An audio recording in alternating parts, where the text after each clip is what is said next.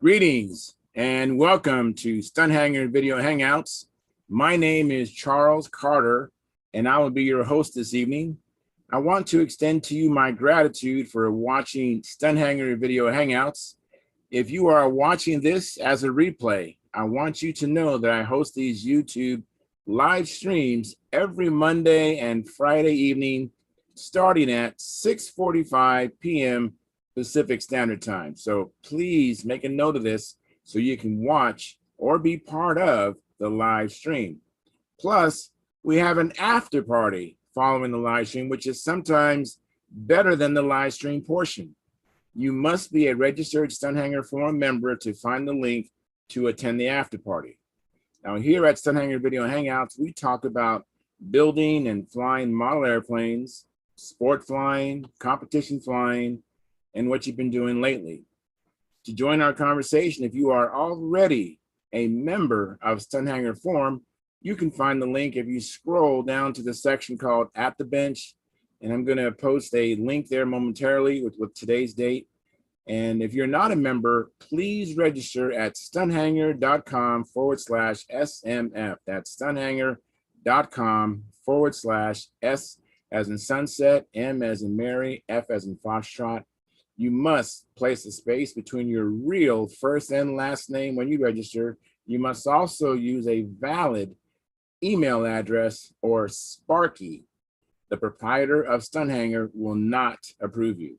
Now, if you're inclined to not come in and just enjoy watching us on YouTube, wonderful, fantastic, please enter your questions or your comments in the chat box. Now, the chat box is only available during the live stream. So you need to have a YouTube channel or membership to get that done so you can get inside the chat box part of the show. Now, understand that sometimes I can't get a word in myself. So be patient. I will ask our illustrious panel your question or state your comment. Now, if you are like me and enjoy the many building videos that Sparky does, or if you enjoy the Stunthangar Video Hangouts, please give us a thumbs up, subscribe, and share the videos. That helps the channel grow. Even comments. And I don't check on Stunthangar. That's not my channel. It's Sparky's channel. I don't check out very much. So if you want to get in touch with me, just go to my channel, which is Flying Control Line Stunt on YouTube. That's all one word, Flying Control Line Stunt. Leave a comment in one of the videos. I'm going to eventually make a video for that, but just for now, just that way I'll get a notification. I'll get an alert on my phone, and I'll know someone made a comment or something, and I'll be able to respond to you or maybe help you get into here. So anyways, please consider, our YouTube memberships. They start at just $4.99 a month, which is less than 17 cents a day. And your support helps offset some of the expenses of running Stunthangar. And with your memberships, your YouTube memberships, you'll get special badges I can see in the YouTube chat box and unlimited replay of member-only videos. And once a month, Sparky has a question and answer show for members only. You can also use the super chat, which is located at the bottom of the chat box. And again, the super chat is only available during a live stream. So again, like I said earlier, I do this every Monday and Friday at 6:45 p.m. Pacific Standard Time. So please make a note of that, because we need your support and we appreciate your support, but you only can do the super chat during the live stream. So come on in during the live stream and then back out and then come back and watch the entire show as a replay at your convenience. I want to thank you for your past, your present, and future support. You are making it happen. I also want to encourage you to keep the conversations family room friendly. In other words, please don't use words or do things you wouldn't do in front of your children or grandchildren. Without any further ado, I'm going to post the link to the Stunthangar Forum, and that's being posted as I speak. There we go.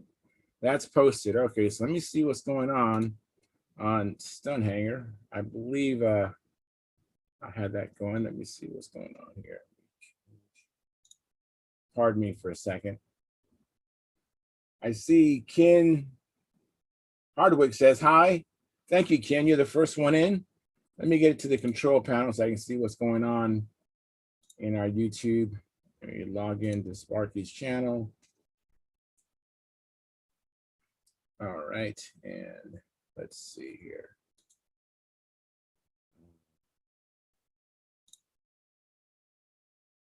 I hope everybody had a fantastic and safe July 4th. I did. I had a good time with the family. So let's see here. Check this thing out. This is so different compared to how I used to do this. Can I do this here? Okay. All right. So now I'm into the control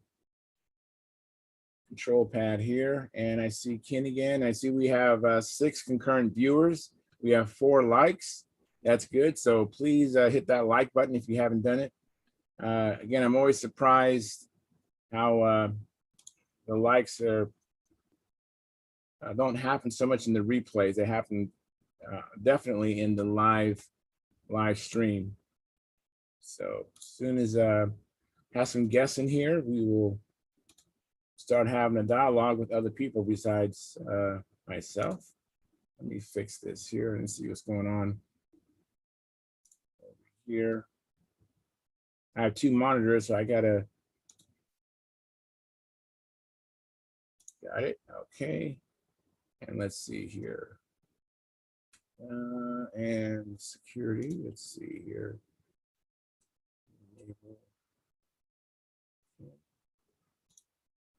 Well, it looks like hopefully someone will join me soon. But anyhow, like I said, I had a safe July 4th, and I'm hoping to get some more guests in here. But in the meantime, let me tell you, I went flying today. Took out my red Strega. I have 2 Stregas. One's red, and one I refer to as the white Strega. Took out the red Strega, which has a brand new or really new Stalker 81. To get to reduce the lap time, I put a better or a different prop, put a 3-blade prop with more pitch. And just by counting, it looks like I had like a 5.2 or 5. Maybe 5.4 lap time, approximately, would be my guess. Just kind of doing the cadence in my head, which was better. Able to do a few maneuvers. Still trimming it out. It's still a work in progress. I have another plane that now I like to fly in Classic, my Chipmunk, but I'm trying to find a plane to fly in Pampa until I finish building or constructing my Pampa plane, which is still in the works. I haven't touched it in over a month, maybe 2 months, maybe 3 months. Yeah, just time just gets away. Here comes John Miller. Hey, John. Hey, can you hear me? I can hear you. Can you hear me? Yeah, none of that. I can see you in full living color. Oh, fantastic. Fantastic. Yeah. You got a big smile on your face. What you been doing? I went flying today. You know, it's always a good day when you go flying with your friends. Oh, that is so true. So true. Yeah, I'm very blessed. We had it was myself, Keith Miller, Stuart Mossman, Greg Hill. Yeah, so it was kind of almost half and half. Greg Hill and Stuart, they were flying combat planes, a speed limit combat, and Keith had a neat little junior magician with a OS Max 15 on it. Yeah. I think it was an FP, and just the neatest plane. I mean, you could tell he was having fun flying it. It was just a delight to watch, and it's like you could just tell someone was having a blast. You know. You know, I flew one of those junior magicians at the first VSC I went to. Oh, really? Yeah, Bob Hunt was judging, and he finished the flight, and he come running up and he said, "Thanks, John. You finally. It's the first time I've seen one of those do the complete pattern." You know. Yeah. So yeah, that's when I first physically met Bob Hunt. Oh, that's fantastic. Yeah, this magician, I think he did the full pattern. He didn't do it necessarily in order, I think. But I think he got all the maneuvers in. Yeah, it'll do it. Yeah. I went to go up to Layton to fly with the guys yesterday, Right. and it was a beautiful day. There's hardly any wind at all. Gordon, Right. That's except right. the soccer teams were using the field. Okay. So there were some open areas, but I know that they have a favorite area there, and that's where the soccer teams were. So I went over to his house, which isn't too far away, and we're Gordon's house. And Bart came to the door. Wow, that's cool. And I said, "Aren't you guys flying today?" He said, "No, we're building." So went down to the shop, and they were both down in the shop. Gordon wasn't building; he was supervising Bart. He kind of prods Bart along to make sure that he gets a certain amount done every day. I think. I don't, but when I was there, Bart sat down at the table. He's working on a wing for a new Pathfinder. And Really? Oh, yeah, that's cool. yeah, he crashed his old one. I don't know what happened because he don't usually crash airplanes, but he crashed his old one, so he was building a new one, and it looked good. Everything I saw there looked really good. So, and he spent most of the time there. I mean, he was in the conversation. Don't get me wrong. But he spent most of the time there working on that wing, and it looks good. He did a good job. Gordon changed the airfoil just slightly, made it a sharper entry, and they both claim that makes it fly a whole lot better. So Wow. they had some fellow. I was shown his name, but he made some beautiful bucks for forming the leading edges. Right. Because the way they build it, they build it with a little 1/8 by 1/4 that goes in the wing this way, Right. and you don't have a leading edge on it at all. It's the formed a balsa from the leading edge that goes around it and forms a leading edge. And I've done that. I did that on my my 2-bits, and I did it on my LE, and it works really well. It's good, strong, and it's a good honest airfoil going around there. You know, there's no break in the airfoil. It's right on. So anyway, they were working on that, and I stayed there for about 3 or 4 hours, and then Roger, I can't remember his last name. Roger is one of the very prolific builders that moved into Salt Lake. He flies a lot of RC as well, and I'm talking about really major RC airplanes. And but he's also flies control line. And he brought his he's building another Pathfinder for himself, but he's converted it to electric. And he formed out of the pod around the front. So the pod starts at the spinner, comes around without a brake. It comes around and forms in and comes back in to the side of the fuselage, similar to the little elliptical type tripler we have on the inside of the Oh yeah. Pathfinder, but a little bigger. It goes back to the wing, and he's got little entrances and exits for the air to get in and out, and he's got something he brought over from RC.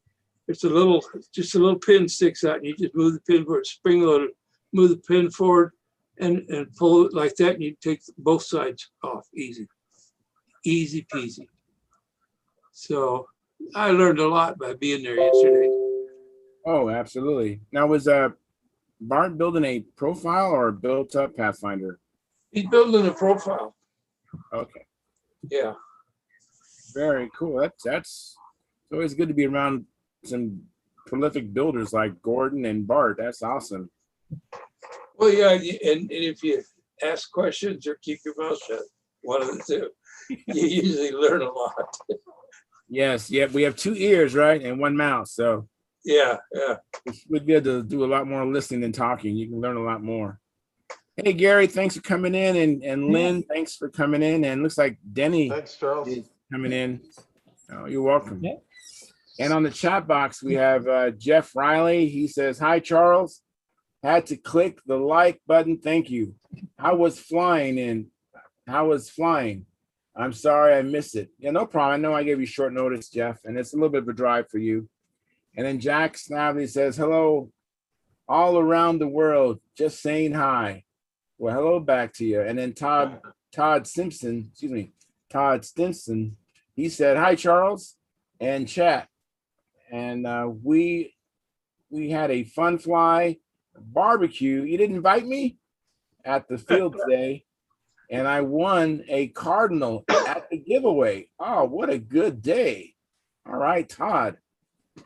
And Jeff Riley says, "Hi, Jack." And Jack Snavely says, "Hello, Jeff. How you doing?" And then Montana Farmer, haven't seen you in around, Montana Farmer. He says, "Hey, Jeff, how have you been?" And then Jeff Riley says, "Hi, Montana. Been good here. And you?" Question mark. Anyways, we're all caught up. And then, hey, Denny, how you doing, Denny? I'm doing just fine here. Sorry I'm late, but I had to get ready for the show. Oh, now is that popcorn? That's popcorn. All right. Where's my popcorn? I know where mine is. I just don't want to go get it right now. Somebody pretty stocked on popcorn. I got enough to share. I'll put it in an email, all right? Thank All you. right. Yeah. I just reach to and hand me some, you know? Yeah, we all just going to reach in and grab some of that popcorn. That's it. That's No, right. as you guys know, of course, Charles sometimes brings his popcorn into the show. Yes, he does. Yeah.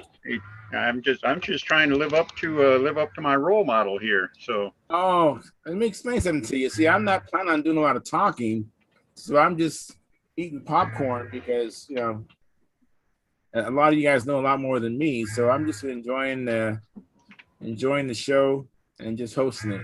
That's why I eat popcorn. Something to do while I'm listening and learning, you know. Well, I eat popcorn, pizza, whatever I got out there just because I'm hungry. Yeah. What's that? I understand that. Anybody else? Charles, Yeah, man. Charles, sometimes we only think we know more than you. I don't know. Actually, part of the reason to show up too is, you know, it seems like Len's got a brand new airplane about every 2 weeks and stuff like that. And got another one cranking 'em out almost like finished. crazy. Yeah, got another one almost finished. Hopefully in another couple of days. Wow. Man, you're We'll go. going to show up Sparky, huh? No, I'm not going to do that. That's not going to happen. Yeah. I mean, Sparky's working on a new plane, you know, it's P-47. You guys been watching those videos? See, I started all mine a long time ago, so I'm just wrapping a bunch of them up is what I'm doing. Yeah. I resemble that remark. Trust me, I resemble that. But Sparky's built another P-47. I think it's That's pretty cool. I'm not sure if it's going to be a Razorback or Yeah, it's a Razorback. Razorback. Okay. Yeah. I think that's pretty cool. That is. I like that airplane. I've always liked that Warwidge Thunderbolt. I think it looks amazing. So I'm sure it'll be excellent. Yeah. He's shooting to make it light, of course. Of course. That's it. And he's going to make it lighter than anybody else's, and he's going to complain about how heavy it is. Yes, he is. You got it. Right? You know it. Yep, exactly. I don't know if That's it's going to be as light That's as. it. I don't think he's kind of conceited. He doesn't know how to build it as light as Billy's. Billy's was 53 ounces, he keeps saying. I don't know. He's I don't know hoping- about that, but I know that if anybody can build it light, Sparky's all over it. And his also turn out just gorgeous. Yeah. And no matter how light it is, you know, he's got PA 75 power and everything like that. Oh, my airplane weighs 58 ounces. 2 ounces too heavy. You know, you got enough. You got enough power to fly a Volkswagen, and he's complaining because it weighs 60 ounces. You know, so Exactly. Well, he likes how the lighter planes feel, and you know that Yeah. Junior does fly pretty nice, and it is a That's light it. plane. mhm. I have a couple of light planes, and they do fly a little better when they're light, when they're lighter. But yeah, they're just a lot problem less is of a workout. problem is building a light plane. Not everybody can do that. You know, the last light plane I built was a Electra, the one for the article that I wrote. Yeah. And that plane came out ready to fly, engine, tank, everything in it, at 41 ounces. I don't know how it got there at that. You know, I guess I got hold of a bunch of really light wood and didn't weigh it down with too much glue. Anyway, that was one of the nicest flying airplanes I've ever had. You know. By the way, I had that article somewhere. I had purchased it from Carson. Uh-huh. I have the article somewhere. Yeah, it was published. It was published in Model Builder magazine. Okay. I had an interesting experience last week. I had an engine fall apart. Really? Oh, really? Well, What'd you pretty do? much. Here's what happened is I had an old Evo 60 that I was running on my new profile, and it was running quite well. I changed over to a tongue muffler, and I started noticing a lot of vibration within a couple of flights. And I couldn't figure out what the problem was. And one of my buddies, Brad Lapointe, he says, "Hey, I think your bearings are going in that motor." So I took the motor home, and I realized that it wasn't bolted very tight to the fuselage. So I bolted it up tighter, and I took it back to the field and I said, it's just that the engine was loose. No big deal. It should run fine now. Put it up in the air, vibrated just as bad or worse than before. Took it home again. Now I was pretty sure it was the bearings. I took the motor off the plane, took it all apart. Sure enough, the front bearing was totally in really rough shape. Like when you held it in your hand and spun it, it was really rough. So I figured that was the problem. Went down to the local bearing place and ordered some new bearings for it, and they're supposed to come in tomorrow. So I'm all happy, I'm all excited. And last night I was down in the basement, and I'm looking at the parts for this motor, and I happen to have the case in my hand, and I'm looking inside of it, and I noticed a great big crack running right from the back of the case to about the middle of the case, right along the motor mount. Oh no. Oh man. That's what it was. The case was cracked. The guy who owned the motor before me had crashed it, and it had probably cracked then, and the crack just kept getting bigger and bigger and bigger to the point now where it's totally unusable. Well, have you tried what's that high temperature epoxy? JB Weld? Yeah, try JB Weld. Just I'm not going to try that on a 60. I'm not going to give that a go. I don't think. To make a long story short, a buddy of mine in our club, he has one that has a piston that went bad on it for him. So he's got a motor with just a piston, and so anyway, we made a deal. Anyway, he's going to give me the rest of the motor, including the case, and I'm going to give him a different motor. So I should be able to rebuild this 60 now. Oh, very, very cool. So that's good. But the good news was I have a brand new Evo 60 that I put in my profile, and I put it in there, and it was just broken in, and boy, does it ever run sweet. Oh my gosh. I was shocked how good. Beautiful motor. What's the setup for an Evo? I've heard to use just synthetic, no caster. Yeah, I use synthetic, no caster, but here's the situation. When I went to break that motor in, I could not make that motor start because it was so over compressed. But instead of putting another head shim in it, what I did is I started running no nitro fuel, and it seems to love it. It runs nice and cool, has lots of power, so I never changed it.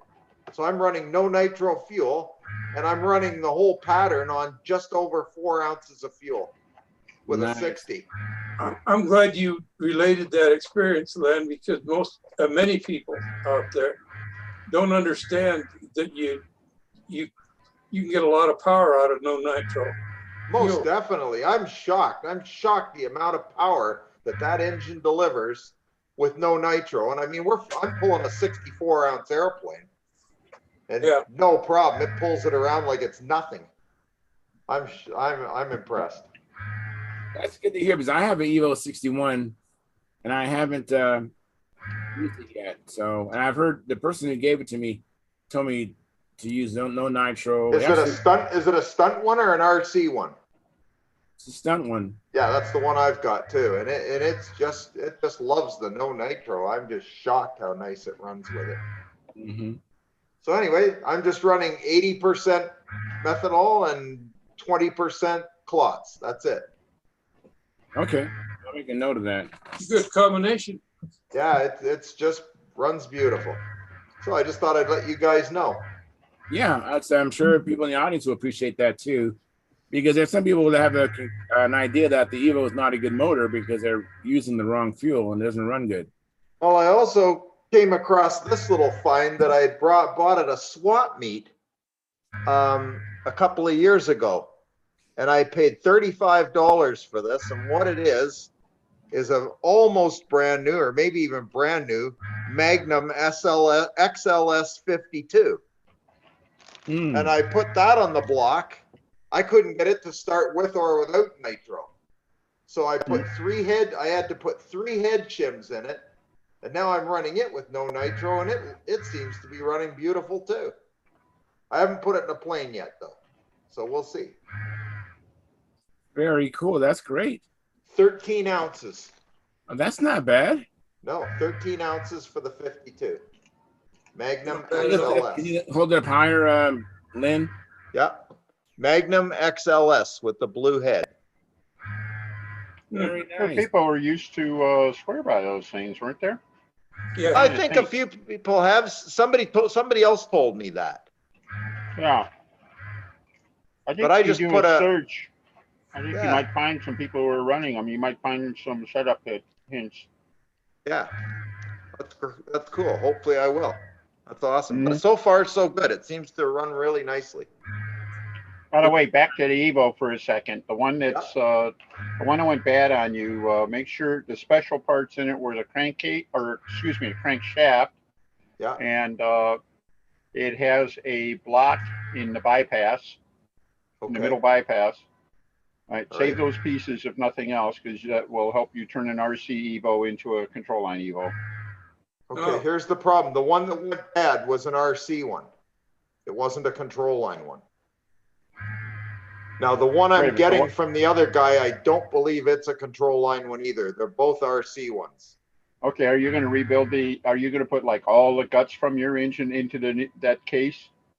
Yes, I think it's just transferring one RC bunch of parts into another RC bunch of parts. But if it isn't, I will use the control line parts because I think they're probably a little better and more suited Well, for it. the difference was the timing on the crankshaft was a little bit tighter. Okay.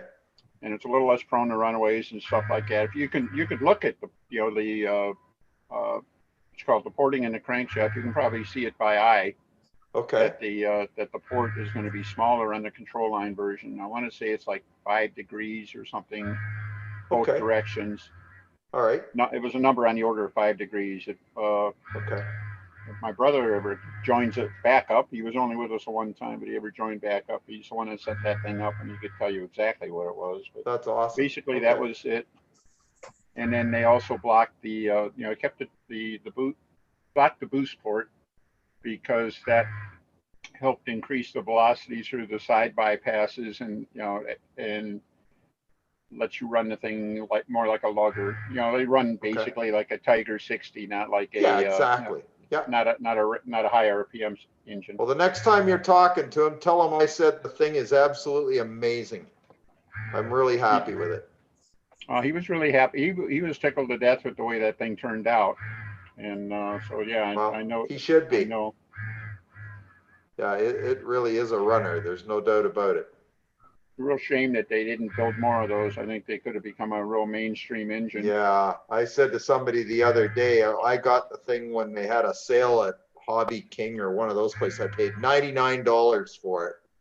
Boy, I wish I'd bought 5 of them. Really. Yeah, absolutely. At least 2 of them, so you can have a backup. Yeah, for sure. But boy, oh boy. Now, were there both a 60 and a 61? What, Evo? Yeah. No, they were both. I think they were 61s. Okay. Len? No, it's a 60. The stunt one is a 60. Now Evo does make a 61, but it's a big heavy beast. It's a totally different critter. Yeah, it's Okay. they have a big block engine. It's like an 18-ounce engine. It's like Yeah, that's the one. big OS and stuff like that. Yeah, that's what the 61 is. It's a big brute. Hmm. Okay, thank you, Lynn. I was going, Okay. is there two of them? I kept thinking there was two of them, but I own the 60, Yeah. and You'll really like that 60. It's a nice running motor. Boy, oh boy. I'm shocked how good.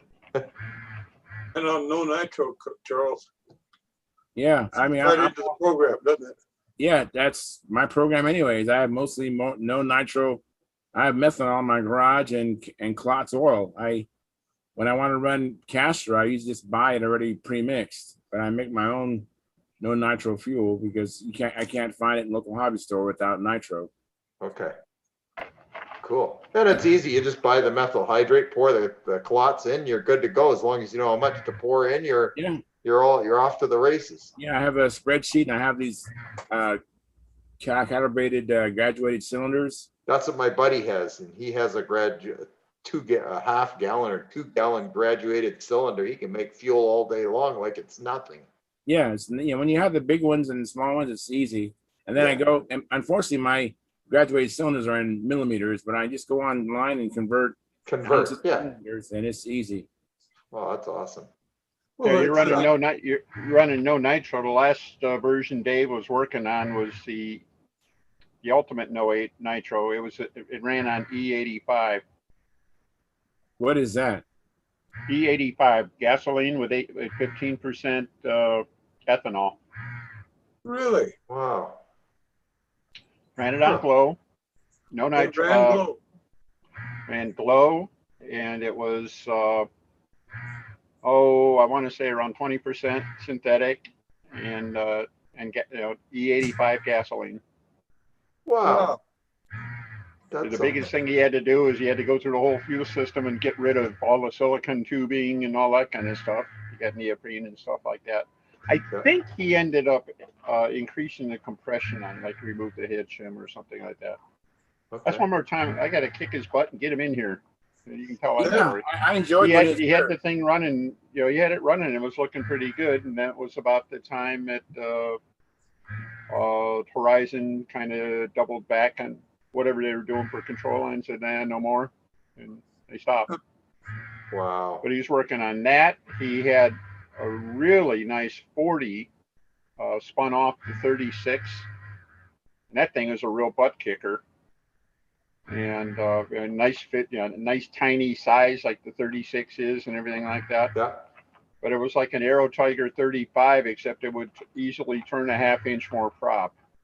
Wow. Wow. So for that, for that class of airplane, it was, it was going to be it would have been the prohibitive favorite. And of course, you could have taken it up from there too. That is so cool. Wow. Yeah. It's a shame that it didn't fly.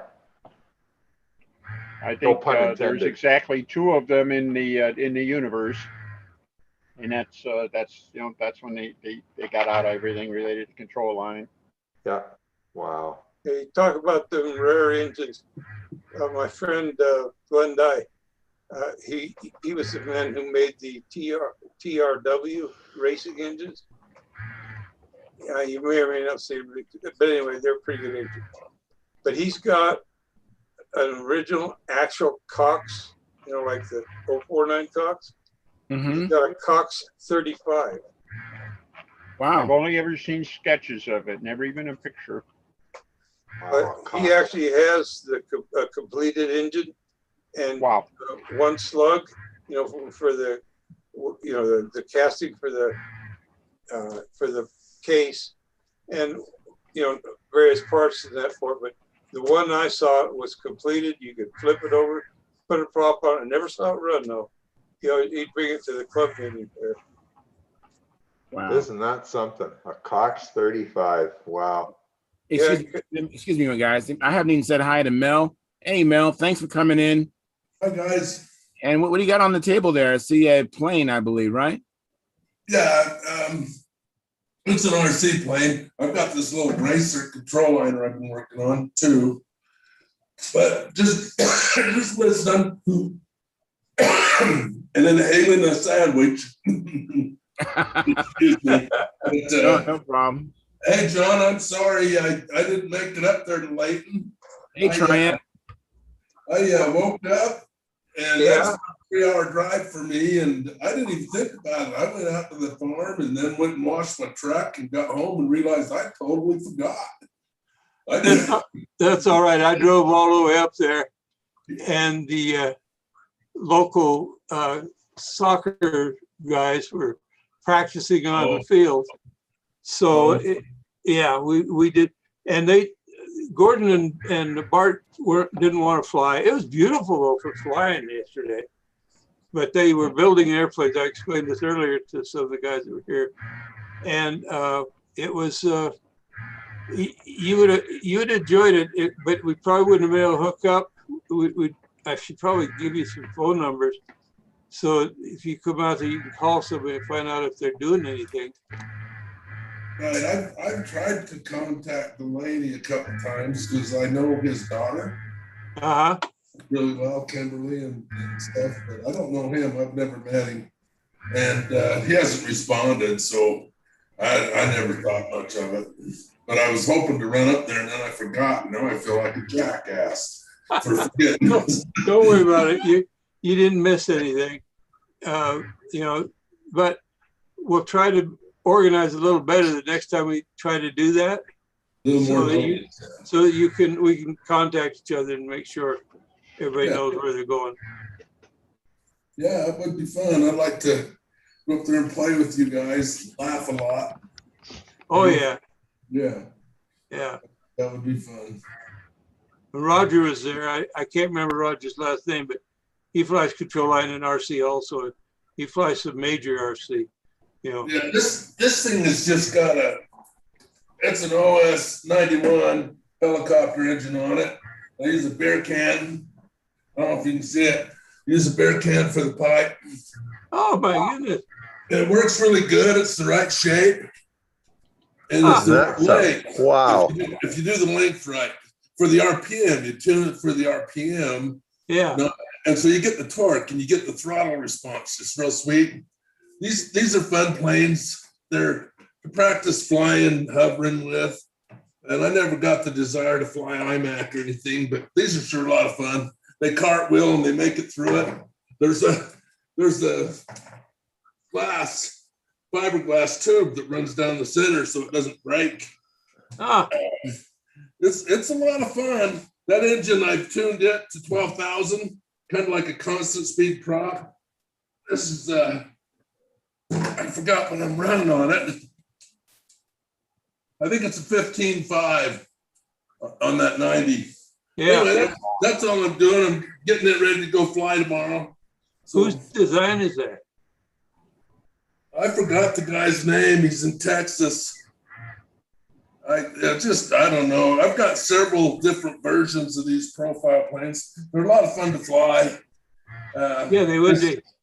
It's how slow you can go, low and slow. Yeah. Yeah, kind of fun. Teach you how to hover. And what size engines you say you had on that? 90. Yeah, I have 90. I have an OS HZ helicopter engine, regulated carburetor. I've got too many of those things around here too.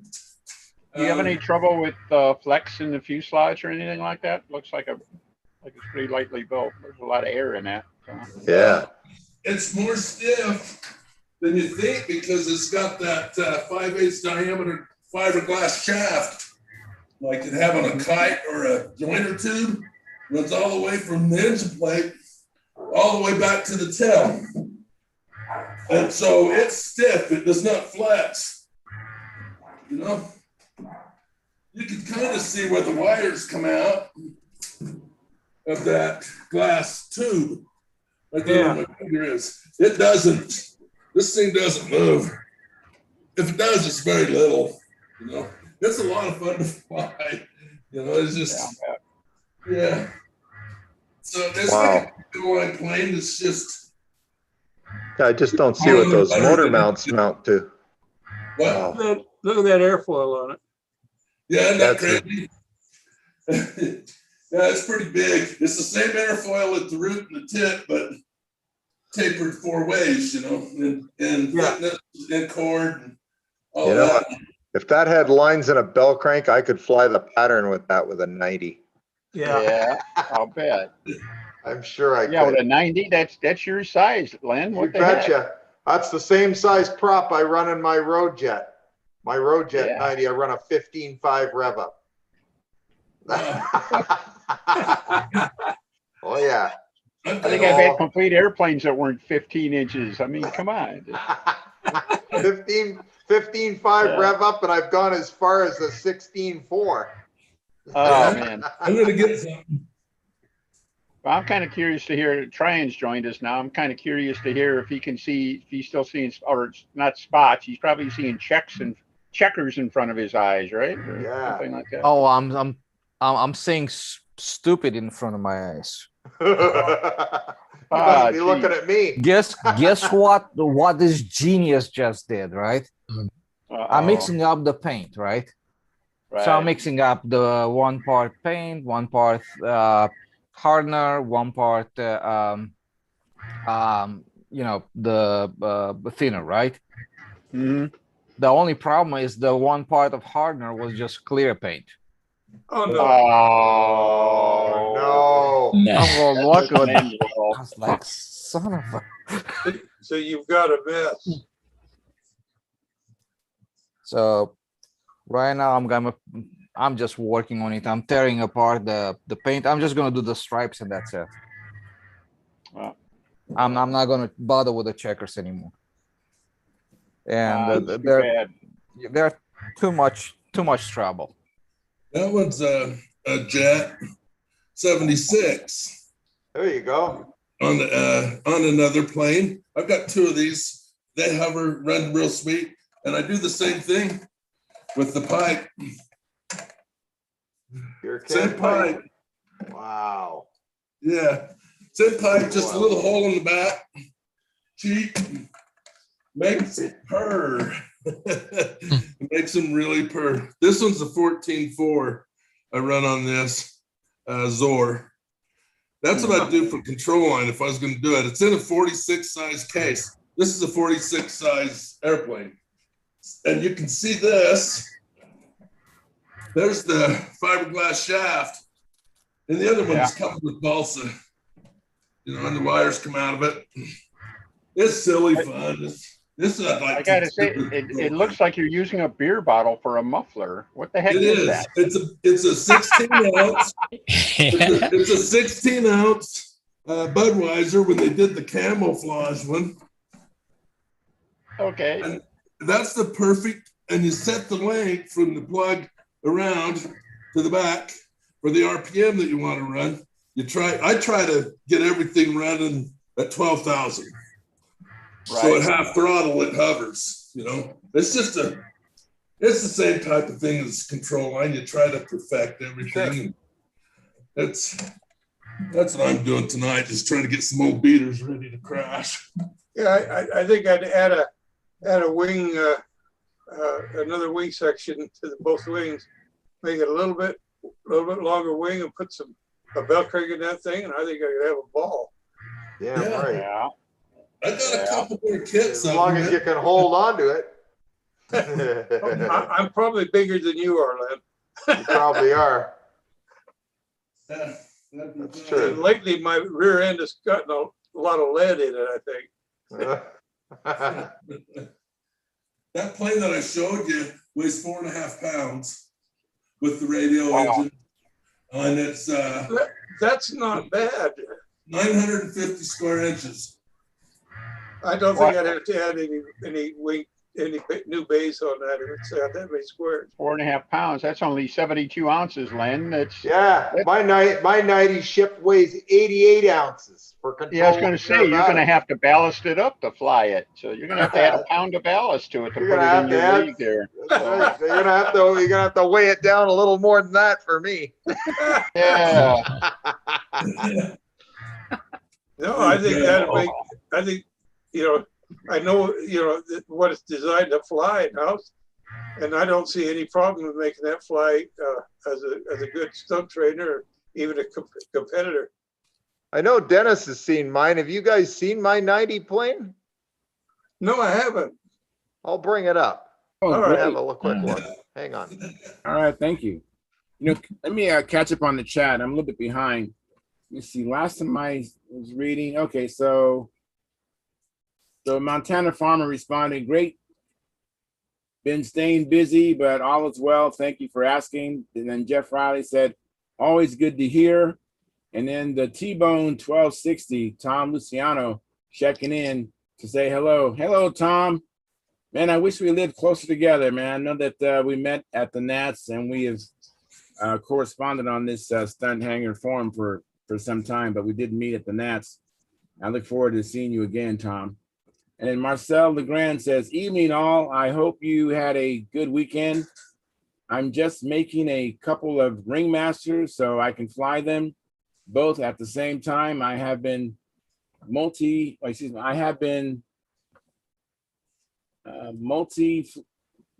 kite flying for 10 years now. 10 years. Wow. And T-Bone says, because I'll try to come in Friday, tell you about my Windy visit. You visited Windy?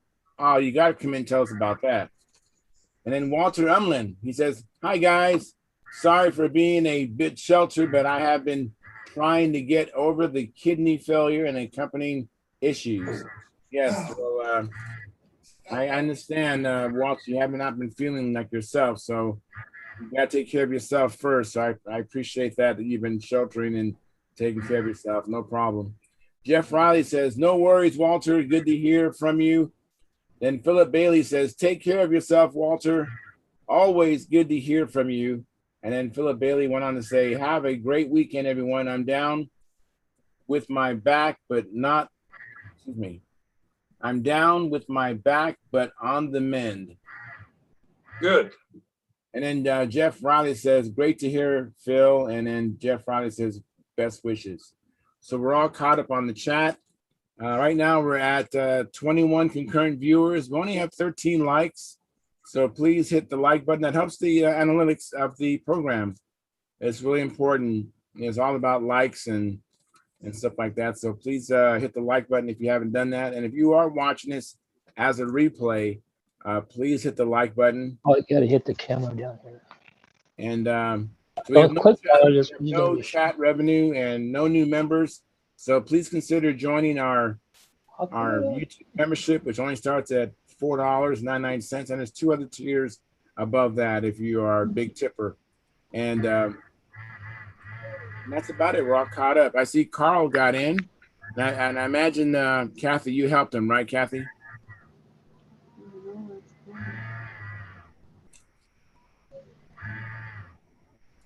All right. All right. So we're back, you guys. Looks like we have Carl. Hello, Carl. Thanks for coming in. So, Len, I thought it was a profile that you were bringing up. But oh no, this is the real deal. This is 88 ounces of beauty. Enough to go around, huh? Wow.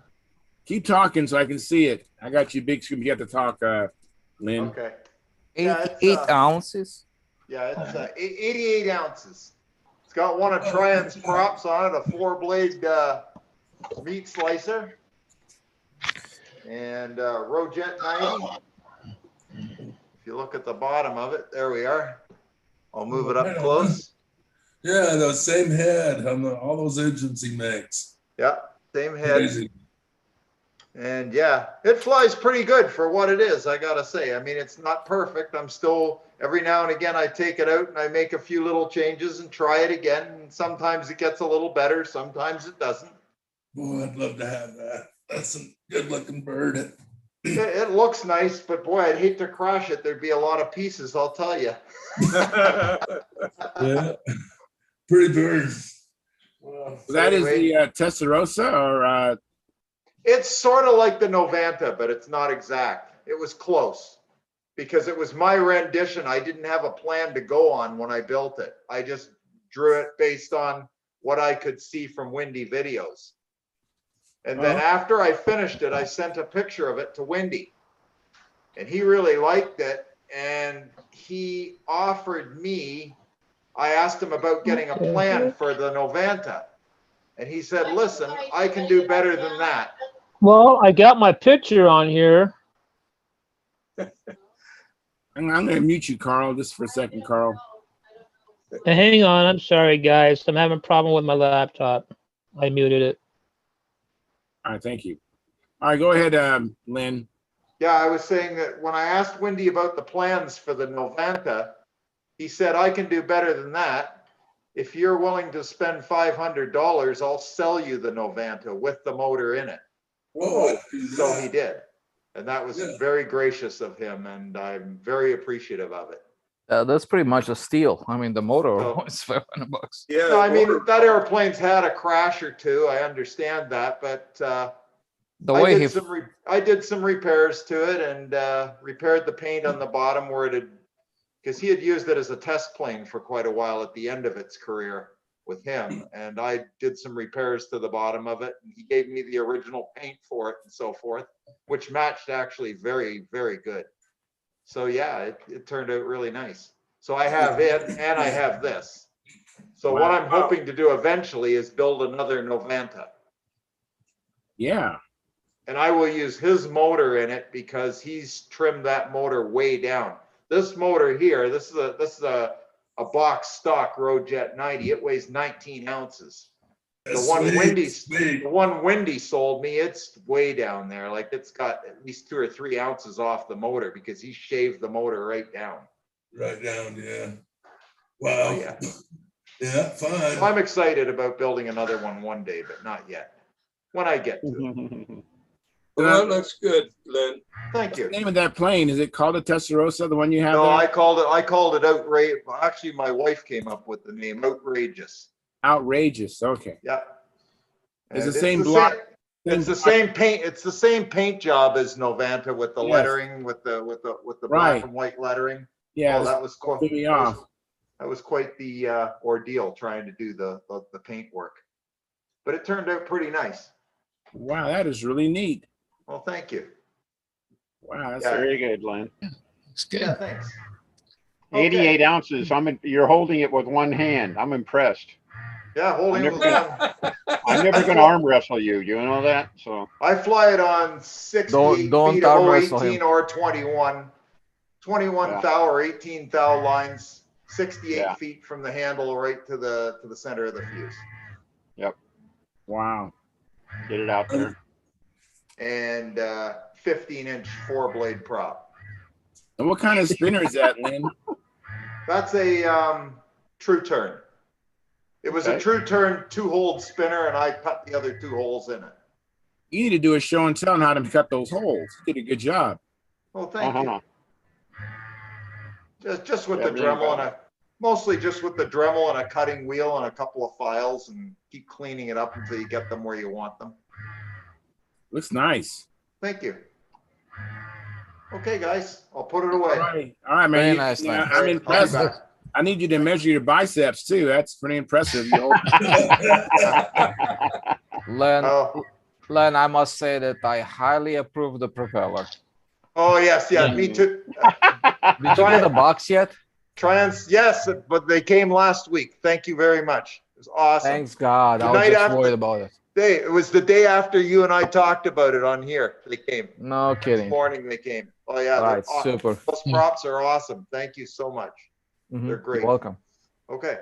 All right, man. Thank you so much. I'll be right back. I got to put this away before my arm falls off. I understand. I was going to ask you to bring out the Novanta. I don't remember seeing the. You never saw the Novanta? I don't think so. I've seen it on Winnie's videos. I can bring it up. Hang on. Oh, cool. That is awesome. Looks like a wicked prop, man. Oh, I know. Could you imagine getting hit by that prop? Oh my God. That's a prop that you do the back bump on. Yeah. Don't get your fenders in there. Yeah. Do the back bump to start it because not enough room to get out. Yeah. Yeah, I did the back bump even with my Stalker 81, the new one. I do it on every engine that will work that way. My Stalkers, all of them will do that. Even my OS engines will do that. So just nice to get your hand out of the way real quick. Mm-hmm. But I actually swing it pretty hard. I mean, I even had a gentleman today comment. He goes, Charles, you really swing that prop around. I go, yeah, but it doesn't go through the compression. It bounces back. But I flip it really hard. Really That's fast. all right. You know, as long as you don't. I see a lot of guys try to do it. They'll flip it backwards, so it doesn't actually get up to the back bump until half a rotation and more, and that doesn't usually work as well as just bring it. I bring it up to compression the other way, and then bring it back a little bit and just bump it back like that, you know, and it hits compression and it starts. Yeah. Yeah, I like the variation on that where you just basically snap the spinner. Yep. That's impressive. That Yeah, it is is. probably the safest of all, but Yeah, I had decided back in what 09 or what 08, whenever I got back flying, and I've been off for 25 years, and I came back, and I was reading too much about too many serious injuries with carbon props and everything like that. And I made a decision when I came back that I was, you know what, if it meant all the airplanes would suck, it didn't matter. I was going to use wooden props. I was going to stay the heck away from the carbon fibers. And then I went electric, and I don't have to flip props anymore. But and of course, those APC, the electric APCs, those will cut you 3 ways. So Yeah. you want to stay the heck away from them anyway. So They want to see this. and the Twin Cities are in the house. Hey, Tom, thanks for coming in. Hey, guys. Hi. Oh, that's right. pretty. Are any of you guys going up to the Northwest thing 1st of September? I'm The thinking about it, but I'm not sure. Yeah, I'm thinking about it as well. Thinking about quite a few events. All right. Las Vegas Challenge, the Golden State Stunt Championships, the Northwestern Regionals, Those and then the Joust. you got them. You got them all. Yeah. All right. I might be able to meet a couple of you. I plan on going up there. You know, Oh. I'm trying to get these 049s ready because there's a group of guys that want to play combat with 35-foot lines, the old stuff, you know. I haven't ever done that since I was a teen. So I thought I'd better get some engines ready, and we're going to go try and tear it up. Mm-hmm. And Cool. the stunt, when you guys are at the stunt circle, it's right next to the speed circle. And that's where I like to watch those little half-A speed planes. So I can meet you guys there, you know. Yeah. So Yeah. that'd be fun. You guys, let Lynn talk about the Navant before his arm falls off. No, this airplane won't take my arm off. This one's only 67 ounces. It's much, much lighter. Okay, that looks pretty. That looks pretty. Originally, when Windy built this, it was only 61 or 60 ounces. It was very, very light, but it had 2 crashes in its life and 2 major crash repairs, which if you search it out, you can find the actual Windy videos where he did the repairs on this airplane. What is that? This is the Novanta, Windy's Novanta. And I'm very happy to have it. I have flown it. It flies absolutely impeccable. I'm really impressed with the way this flies. Flies outstanding.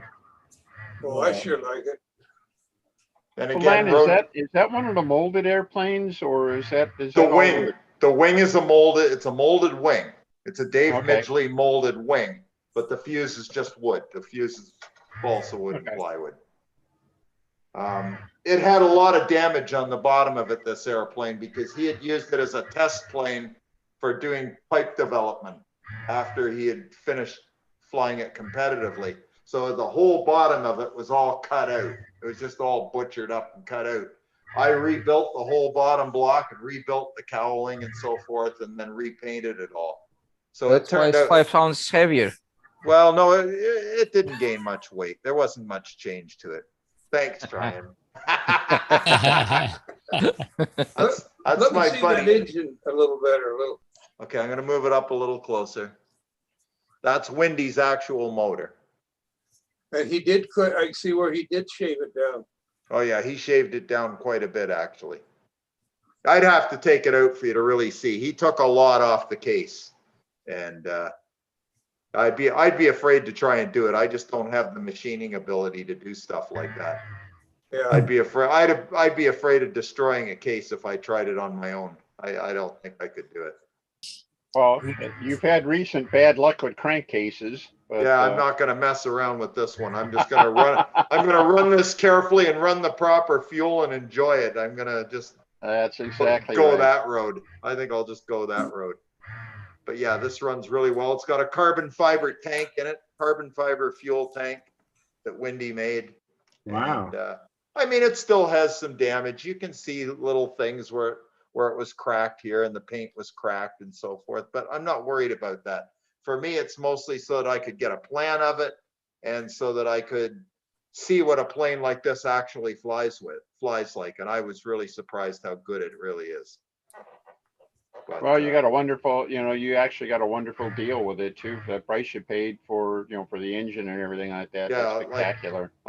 Naomi and I drove down there and spent the day with him and Karen, and we had a fantastic day and took them out for pizza, or they took us out for pizza, whatever. And we had a really good day of it. It was outstanding. Yeah, Never gonna forget it. Wendy doesn't like pizza at all. No, not a bit. Wendy hates horrible. pizza. Oh yeah. Wendy and pizza is just such a poor poor combo. Yeah, that's never. Anyway. Whenever you see Wendy at the Nats or somewhere else, pizza. It's pizza. Yeah. Where are we going for pizza? It's pizza. It's with a New Jersey accent, pizza. Man, I miss him. I miss him dearly. So do I. Yeah. Especially at the Nats. I mean, thank you for showing the plane, Lynn. I appreciate it. Thank you so much. No problem, Charles. Thanks for giving me the time. Yeah. I'll be back. All right. Yeah, man. Thanks, Len.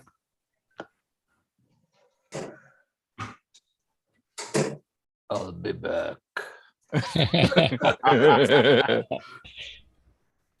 I'll be back. Oh man.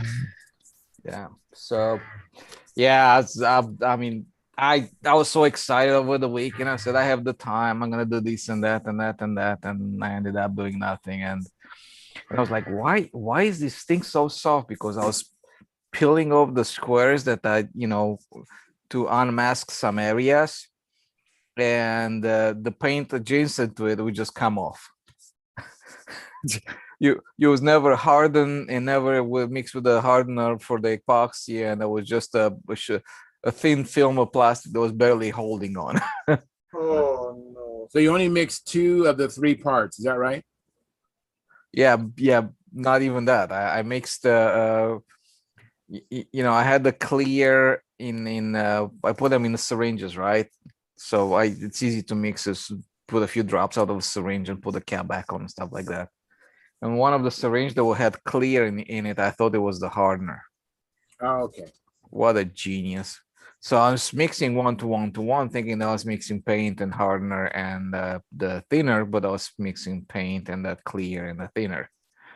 And even though you apply the super thin coat, and actually the coat, the paint itself, it's super thin, and because I airbrush it on, right? And I mean, it would lay out nicely, would stay in a mold, would not fisheye on me or something like that. Sometimes if the mold surface is so slick, right, to the point like you're dancing a balance, right?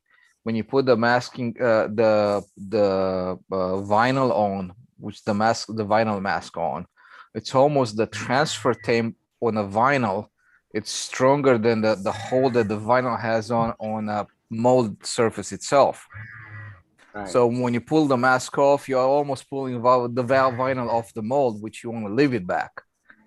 So it's such a slick surface, and it's the tiny balance over there that a narrow range that to work with. So what happened after that is, as I was pulling the squares, I was like, what's going on here? Why isn't it hardening, right? Because I made a test prior to that with the hardener, right? And it worked fine. And and then when I did this, I was like, what is going on here? I mean, I was going nuts over there, like weirdest of the weird thing happening to me. I was like, what? And then I realized, like, oh my God, I was just. So are your syringes labeled now? Yeah. I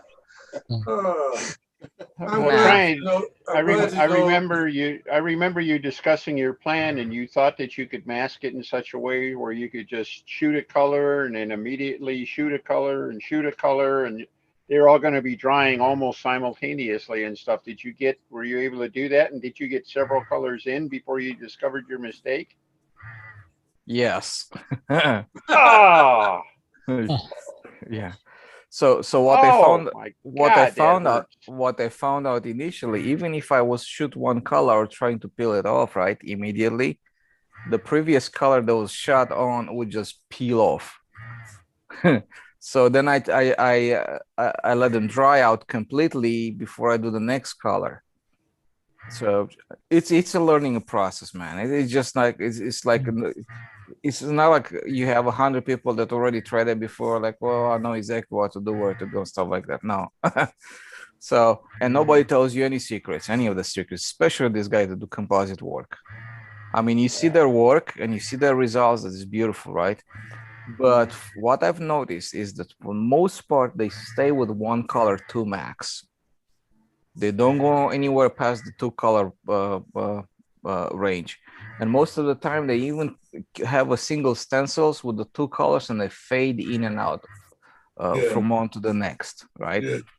And you see like this kind of like a splash with ribs that just kind of go like you have a splash on top of the wing. And they have a mask that looks like that, and they put the mask in, they spray the color quickly, fade it out. Maybe, I don't know how they do it, probably several brushes or maybe 2 colors. And they just go like this and then transfer to the other one and kind of like mix them up, and then they end up with the other color kind of thing. So, and then they peel the thing off and it looks beautiful. They do the molding process, stuff like that. And when they pull the part of it, it just looks gorgeous. Even with something simple like that. So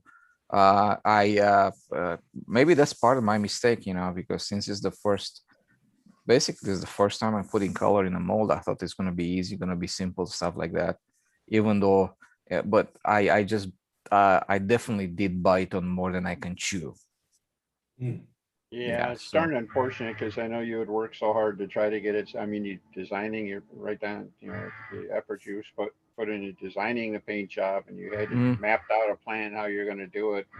Yeah. Everything like that. It all sounded logical and everything like that, except, exactly. And I actually would have worked if I put the hardener in a stupid paint. Yeah. It would have worked. It always helps. Who in the world plans on making that kind of, or even thinks that making that kind of mistake? I mean, it's like how and then it's a stupid mistake.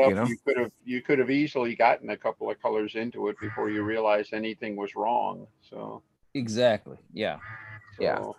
So I'm trying this and I'm trying that, and then I realized, man, this thing is not actually sticking to the mold. Because you have, it's like when you mold a part and you put epoxy in it, it just sticks to the mold, right? A little bit, right? It will not peel off easily. You have to physically remove it, right? And and this was completely different. And I remember when I did my test, test was fine, right? And all of a sudden, I just screwed up. I can imagine. Were you able to just basically wipe out the colors? I mean, did they take a set at all? Or were you able to just basically clean it up with a rag, or? Yep, just like that. That's what I'm doing now with Scotch tape and stuff, So I kind of on this one, I still kept that stencil. I'm just gonna do a border of tape around it. And I'm just going to use this to do my original striping and stuff like that. I'm just going to, basically, it's going to be the same paint job I had before on a plane. Nothing wrong with that. That worked well. Yeah. So yeah, I decided to go in different sections. I'm gonna have when I'm gonna do the painting, I'm gonna do the painting for the stripes alone. Then the lettering, it's gonna be a separate paint job, and then the canopy top of the block of the fuselage gonna be a different paint job. But by separating them like that, it's gonna be much easier to work with it. Okay, Charles, I got a question for you. When I go to sign on to Zoom, I click on the meeting notice and it gets to the Zoom window and it says, have I downloaded the Zoom app or something like that? And then it asks me to it says, just go ahead and open it up with my browser. So backing up a little bit, am I supposed to download the Zoom app to get to this or not? Well, I guess you don't have to. I thought you would have to, but again, obviously you don't have to. Yeah, there's a second choice. It says if you have any trouble, just go straight on your computer, and that's what I do. Is I click on the join meeting thing and nothing happens. Yeah, exactly. And then, but then in the fine print it says if you're having trouble connecting, just go through your computer, and that's how I get here. But I'm thinking maybe I don't have a lot of I don't know. I think I might be missing some of the utilities or something like that. So.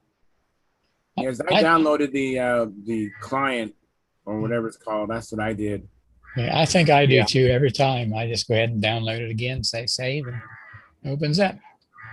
Okay, tell you what, I am going to bail out on you for however long it takes. I'm going to go back in, come back in, and I'm going to download that thing. So I'll be back in however long it takes me to do that. All right. All right. We expect you to have long hair when you come back the second time.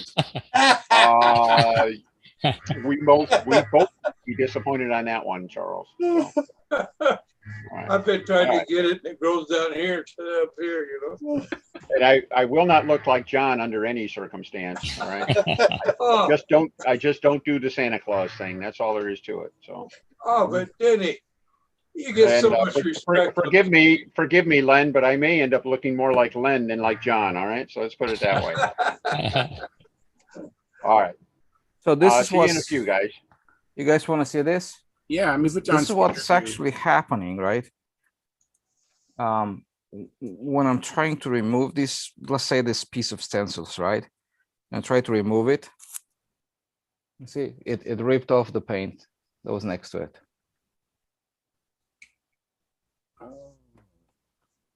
So this part of here should have stayed in the mold. Oh, I see. So yeah, because it's like, yeah, it's not dry. Look how it comes off. Yeah. So that was it. But it's not damaging the mold at all. Just it's fine. It's nice. Anyways, I guess you guys know what kind of mistake I will not make again, right? That's right. That's right. Now you're an expert on what not to do. Yeah, exactly. The difference between people who have success and people that don't. It's the one that had success make many more mistakes. Yeah. Exactly. Brian, even if it was dry, don't you think it might do the same thing if there's paint that's transferred from the... No, because it's not a plastic film, it is an epoxy at that point.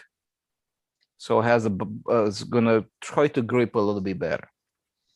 But there's nothing to separate the transition from the mold to the mask. There's no cut line or way of separating the paint from where you want the paint to where the mask is. So when I did my test I did it with some Scotch tape and I just masked with the Scotch tape and I painted the area, and when I peeled it off was fine. Okay. Or you can remove it immediately after the painting is completed.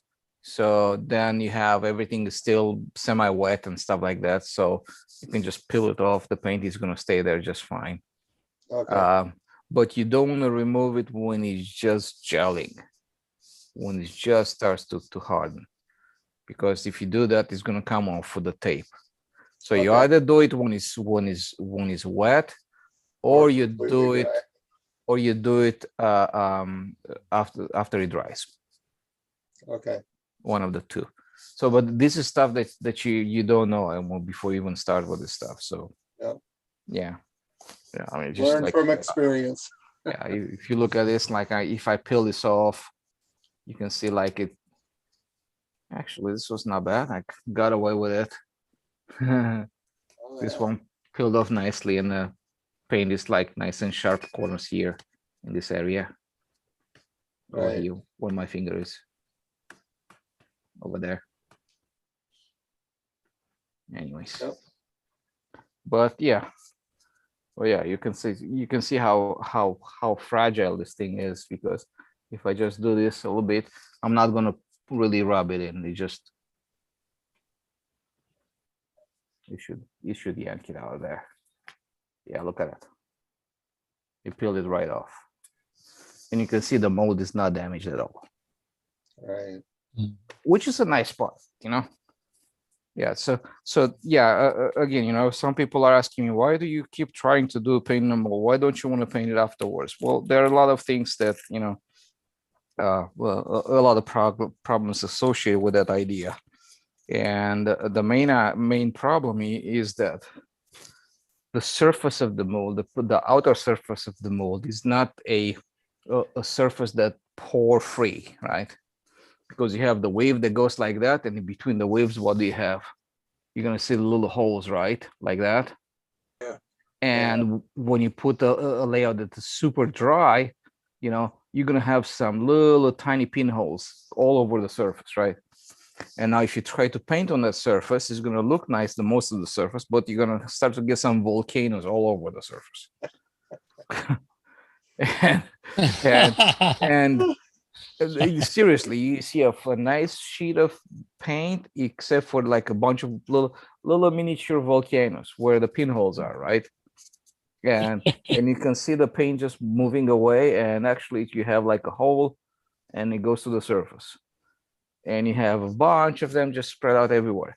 And if you try to fill in those volcanoes, sort of speaking, right, you end up adding so much paint, and also it almost feels like wherever you have the pinhole, you think the paint is going to bridge it over, but it's not happening like that. It goes through the hole and it gets sucked in. And if you try to do it again, it goes through the hole again and gets sucked in again. And if you try to do it again, it's a vicious cycle. So I try to move away from that by just giving a fog of clear into the mold before I make the part, but just super thin layer. We are talking on my typical wing, which is about 350 square inches. I added about 10 grams of paint of clear to the outer surface. Oh. I mean, that's it. So, but the tip, my finished wing, the lightest wing I've made so far, was 127 grams. Wow. That's 360. No, 355 square inches wing. That includes the flaps, that includes the wing, that includes the hardware for the mounting, and it also includes the lead out guides. Wow. That's pretty awesome. Hey, Charles. I finally saw it. I don't know. It's America. Boy, you sure did get old. Very good, Lynn. That's it. Very good. That works. I'm sitting 10 feet away from my wife's crafting room here, so I improvised. So. Very good. Didn't want to disappoint. What can I say? But appreciate it. You guys all look a lot clearer now, and I do have a different display. So cool. You might not want to see us any clearer. Well, that's true. That's I don't know. Maybe there's a way to block video or something. I don't know. Yeah, But I don't know. the other difference is that before I could get like 9 people on a screen, and then I could walk across multiple screens. Right now I got everybody. It looks like we got 10 people total. Does that look right? 10. Yeah.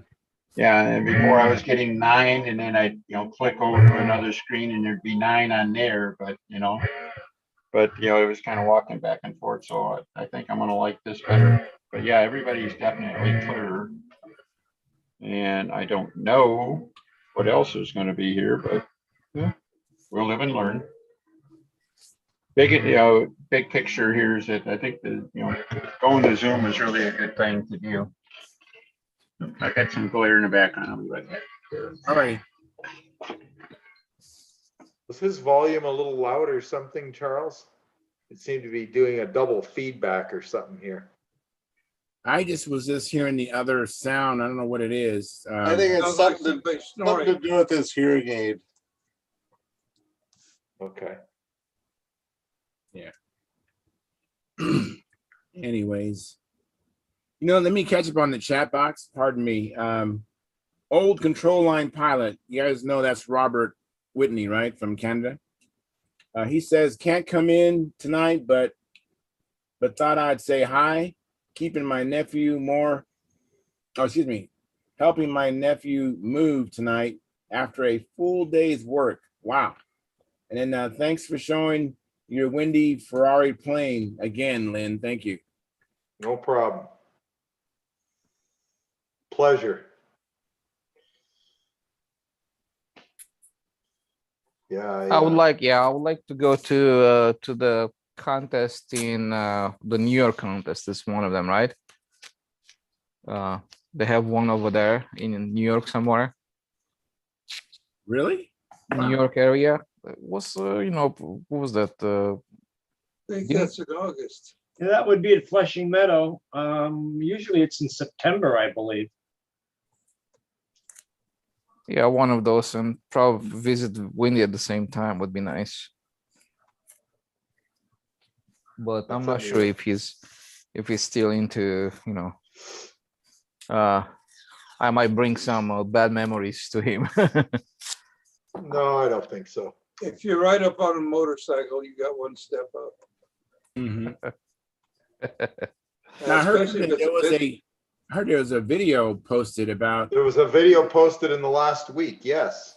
I got to watch that. I forgot to look for it. It was outstanding. He apparently, some guy, I'm trying to think of his name, but Wendy gave him the big job. Mm. And yeah, he's a motorcycle guy as well. And Wendy sort of did a video with airplanes on it and motorcycles and the whole bit. And he says he looks back very fondly on his days of model airplane flying and competing and so forth. Yeah, I wish he would come back. He was really the life of the party, He's the Windy crew. I mean, the shenanigans that they were pulling at the nets were just crazy. Most definitely. I mean, if you want to, fun. if you see, back when Windy was at the nets, it says you go like the question to if you ask the question, where is the fun at, right? All you have to do is just look for the Windy crew. So that's typically where the fun was almost all the time, man. Mm-hmm. And they were just going nuts there. He was the same at Brodax. Yeah, and I remember the English crew took to Windy very, very, very hard. The Paul Winter, John Benzing. That's what I'm talking about. The English crew. John Benzing passed away, so I haven't seen him ever since. That's a shame. Yeah, Paul Winter is still alive. I think he's still active in England, and he's doing pretty well. I think he's flying. Paul Winter's that big tall guy, isn't it? What? Paul Winter was the big tall guy, the tallest. No, that was John Benzing. The shorter guy was the Paul Winter. Well, Yep. thank you for that. I had got it mixed up in my mind. Yeah. I'm sorry to hear And Benzig died, though. yeah. They were my first real competition at the Nats. My first competition at the Nats, and it was in '96, and I flew intermediate. Intermediate? Yeah, intermediate for the last time I was at the Nats. And John Brodak organized for the very first time, he organized the intermediate contest at the Nats. Oh, wow. So that was the first time it was. And John Benzing and Paul Winter were practicing on one of the grass circles. We had 9 at a time, so I was dead smack in the center, right? So, and they were next to me towards where they put the pits now for the the tents for the contest for the intermediate and stuff, right? So they were in a middle circle over there next to me, and I said, man, and I was watching them flying, and I said, man, the advanced contest is gonna be tough this year, right? And they were looking at me. It was like, man, the advanced contest is gonna be tough this year. and all 3 of us clashing intermediate. I'm like, holy smokes, the game is on, baby. So that's what it was, man. We were just going at each other big time. And it used to be like one of those things that if you win intermediate, they would pay your entry to go fly advance at the Nats. Right. And Wow. they flew very well, man. We just I think the whole 1, 2, and 3 was me and them. I was first, and I think John Benzing and then Paul Winter. And the difference between us was almost like 4 or 5 points or something like that. Wow. Did you go fly advanced? I did fly advanced that year and actually made it in top 10 in advance. In my Wow. first try. That's Yeah. amazing. Good for you.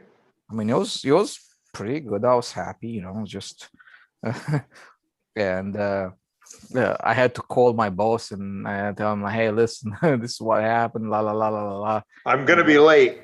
And can I stay? And I asked for permission. He said, yes, no problem. Boom, boom. So I stayed, and he was very nice about it. And you mean he didn't say something like, how long have you been here, not counting tomorrow, or something like that? How long have you been working here, not counting tomorrow? Yeah. Something like that, maybe. Yeah. Well, I'm glad that worked out. Yeah, I work out, and problem is that year I wasn't really ready but to stay just a few days.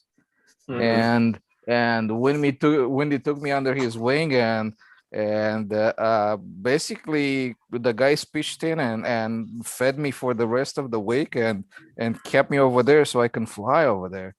I mean, they were so super nice. I mean, it's rare when you find something like this. And that's part of my, this is my first Nats experience, actually. That is great. That is just great. So. Yeah. And it was kind of special. I had some special wins at the Nats. The first time intermediate was offered at the Nats, I won it, right?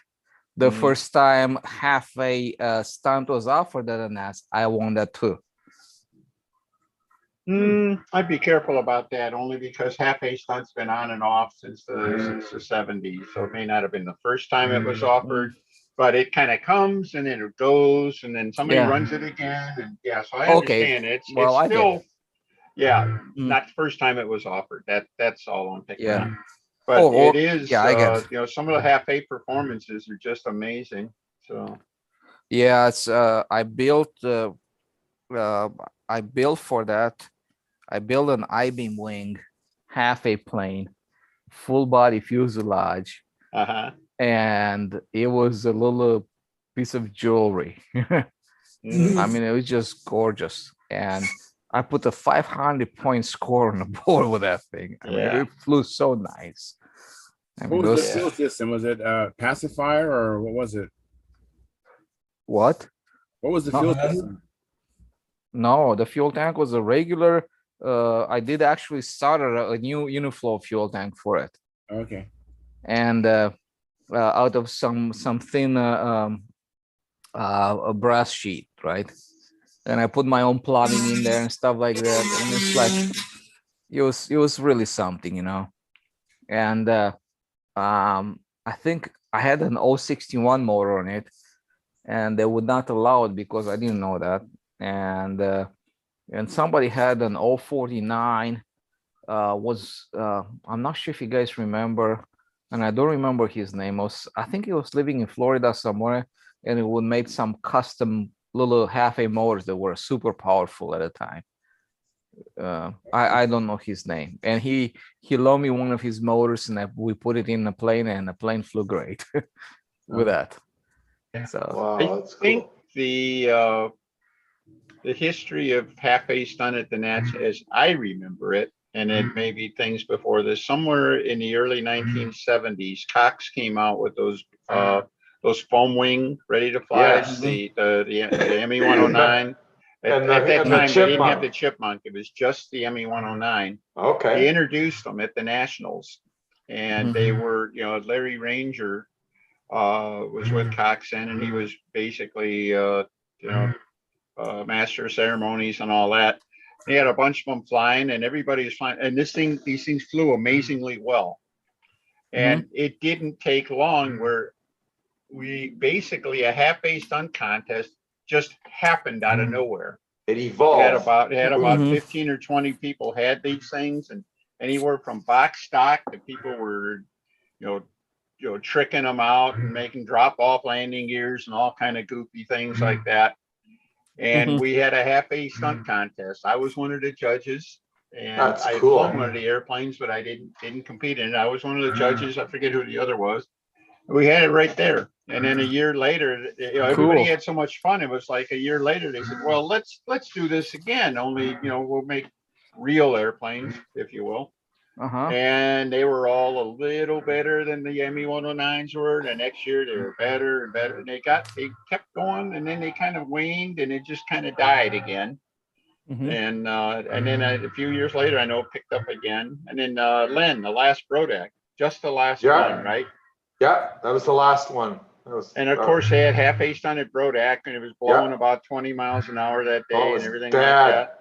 Yeah. And there was a whole lineup of, really beautiful airplanes out there. There were a couple of really neat ones. That was a shame we didn't get a better day, because I think it would have been very competitive, because there was a lot of guys that were hungry for that one. There was a lot of people loaded for bear, that's for sure. Yes, there were. Yeah.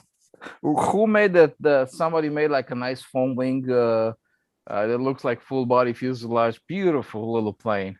Oh yeah, there were a few of those. There was the Lou Wolgast design, the Mirage. It looked like the his big Mirage stunt plane had been put in a shrinking machine, and and there were a few others like that, and quite a few of the one that looks like an Oriental. I forget the name of it. I think RSM kids. There were some full fuselage. There were some Hawker profiles. Stunter, I think. Hawker Stunter. Again? Hawker Stunter.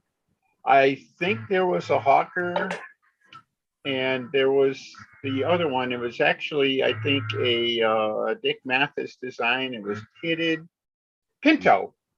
Yeah, Pinto. That's right. I'm right back. I'm right back with my half-A stunner. I'm right back. Yeah. All right. But at any rate, the Brodak people had a really neat meet going on. There were some people with some flat wing, slab wing airplanes that were having a good time. Darn right. Yeah. There was Mike Lonke with his 48-inch spanned airplane. It was wild. Yeah, he had the $500 motor on it and everything. $500 motor and a 48-inch span. It was as big as a Twister. Unbelievable. Yeah. It was insane, So I don't know. It was, but the key thing is, everybody was having a good time. Tim Stagg had his Tsunami. It won. Yeah. Okay. The half-A Tsunami. Was that a profile or was that a full fuse? I think it was full fuse. I thought it was too. And Tim, of course, is Tim Stagg's a wonderful builder. Oh, for sure. And then Keith Morgan got second with his Focke-Wulf. He had a Focke-Wulf. He got second. Okay. And Is that the third, one? Did he do a molded fuselage on that or that's the something? one. Yes, he molded Yeah. it. That's right. That's exactly it. And Okay. and third place was Fretz. What's his first name? He had a half-A Pathfinder. And I think it was Chris Fretz. Yeah, Chris Yeah. Fretz. He had a half-A Pathfinder. It was purple and yellow. Yeah. Half-A Pathfinder is It was a nice airplane. Yeah. I have one with unspeakable power in it, but it really, really flies well. They do fly. His flew really well. I thought his flew amazing when I watched it fly there. And I think John knows about it. John, did you and Gordon correlate or how'd that work on the half-A Pathfinder? One of the guys, we had the Pathfinders out, we're flying the field, and one of the guys kind of showed up with a shrunk down Pathfinder, and it flew so, if I remember correctly. And then Bert Brokaw, he took up the challenge, and he came to the next fly-in we had out there, the field, and he had this gorgeous little half-A Pathfinder. Looked exactly like the bigger bigger Pathfinder, and it weighed, I think, the 13 or 14 ounce, ready to go. And that was the one we took that down, and basically he had everything on there was from the Pathfinder, the airfoil, everything. So there was no real problem scaling it down. And that's what we did. The only thing is there's so many little pieces because we kept the half span ribs, things like that. But we wanted the idea was to maintain the entry on the airfoil, try to get it as close to nice and smooth. And that's why the one that the Mark II that the Rodak sells has a balsa leading edge, so that it didn't require all those little pieces, Oh, Len, look at you. This was my entry at Brodax, to half-A Fanterized Twister. Oh, that is gorgeous. Thank you. Love it turned out really. The only problem I had is I put a Norval 061 on it. It had a lot more power than I thought, and so I needed longer lines, so I didn't get a second flight. It was so fast on the first flight I couldn't control it. I was doing the pattern at Mach 1. It was like flying the pattern with a combat model. It was going so fast. Oof. But I liked it. It was a lot of fun. What size prop you got on there? I think I got about a 6'3". Boy, the only thing you could have done is go down or like 6'4", something like that. 6'1" or 6'2". Yeah, it's a 6'3" or a 6'4" prop. That's what's on it. Yeah. But boy, did it ever go. Holy cow, it was fast. Yeah, it would be. But I only had like 30 or 35 foot lines. What I really needed was 52s. It would have been fine on 8 52s or something like that. Yeah, I think the minimum for the Pathfinder, for the baby Pathfinder, is about 53. Yeah, this one here is truly half-A. It's half-size twister. It's only a 24-inch span. I did it. I took the twister and made everything half. And I even put the little riblets in the front and so forth, so that it kept the airfoil. It turned out really nice. It flies nice. I haven't flown it again, and I'm going to one day just to try it out. Yeah, I should go for it, man. Yeah. Now you can use the fishing line for flying lines. Yeah, light Spectra would probably be fine, or something like that would be perfect. Oh yeah. That's what I'll try. As little as that plane weighs, you could probably. Oh, it's just like a feather. There's almost no weight to it at all. You could probably do well with the 30-pound test. So yeah, no more than that. Definitely don't need any more than 30 pounds. It's not going to pull that. Oh, there's Dennis's. All right. Oh, wait a minute. Let's go. Charles is here first. Charles has got hit. Anyways, I remember it being covered. I forgot the shape. Look at that. Wow. Oh man. This is that one by RSM. it has flaps and everything. And now this Boy. motor is set up for a bladder. That's why I asked you about the pacifier. This is set up for a bladder. That is cool. It'd be cool when I finish it, but I forgot totally about it till we started talking about half A's. That is so neat. I can't see what you guys are seeing. Oh, there we go. Now I can see the delay show. But yeah, I'm about to get this thing out. Maybe we start flying it again. Yeah, we've all got airplanes. Everybody's got half A's. Yeah, this is Well, and I have another kit in a box. I have different set of problems than you guys. You guys have all the planes and no time to go out and fly. I have time to go out and fly and no planes. No planes. Oh, you'll have planes again. Don't worry. And this applies to all of us. When we do have the planes and the time to go fly, it rains. Yeah, or it's 3,000 mile an hour wind. I would love to have that rain out here. Either or. So I have that. Send the rain out to us. There's Dennis, that looks awesome. Oh, that is cool. Let me put you on a Well, speaker. it has one fatal flaw for the half A stunt contest. All right. That's okay. And I think if there had been more contests and stuff, we would have figured it out. We would have had probably a separate electric class or something like that. But that is so cool. It really is. It really is a pretty airplane, and it flies. It's stupendous how well it flies. I just really amazed at it. I think for me the real key to it is that it was designed with a 3-inch belt crank in it. Whoa! Right? Wow! With a half A on it, which means all of the ratios, your handle and everything like that, is all really good. Just about normal. You know? Yeah, that's awesome. So it was really easy to set up, and like John said, they kept all the half ribs in there, so that's a really true airfoil, even though it's not sheeted or anything like that. So, what model is that? I got another one. Oh, Pathfinder. Pathfinder. Okay, what's this one? John would know, right? That's nice. I got to make him big so I can see him. He has to talk, Denny. Say something profound. Firecat. Oh, it's a Wee Duper Zilch. Oh yes, Wow. I had one of those. They're so fun. And it's the same wing area, believe it or not, as the Pathfinder is. No flaps, but it's got a really thick. It's like I think it's an 18% wing on it, which on a half A is really unusual. And the thing, it weighs like just under 13 ounces, so it's got. Wow. You know, the thing is like a feather out there, and even with no flaps, the only thing that really sets it apart from the Pathfinder is that it's so short. It turns, but there's like, you know, it doesn't have any stability. Isn't quite the right word, but it doesn't come back. It doesn't have any feel back or anything like that. Yeah. You know, it's kind of but it really flies fun. It's really a lot of fun and everything like that.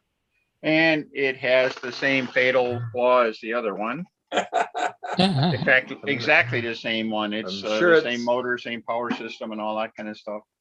Works like crazy though. I think the electric would definitely be more reliable in those. Well, what is it, Dennis?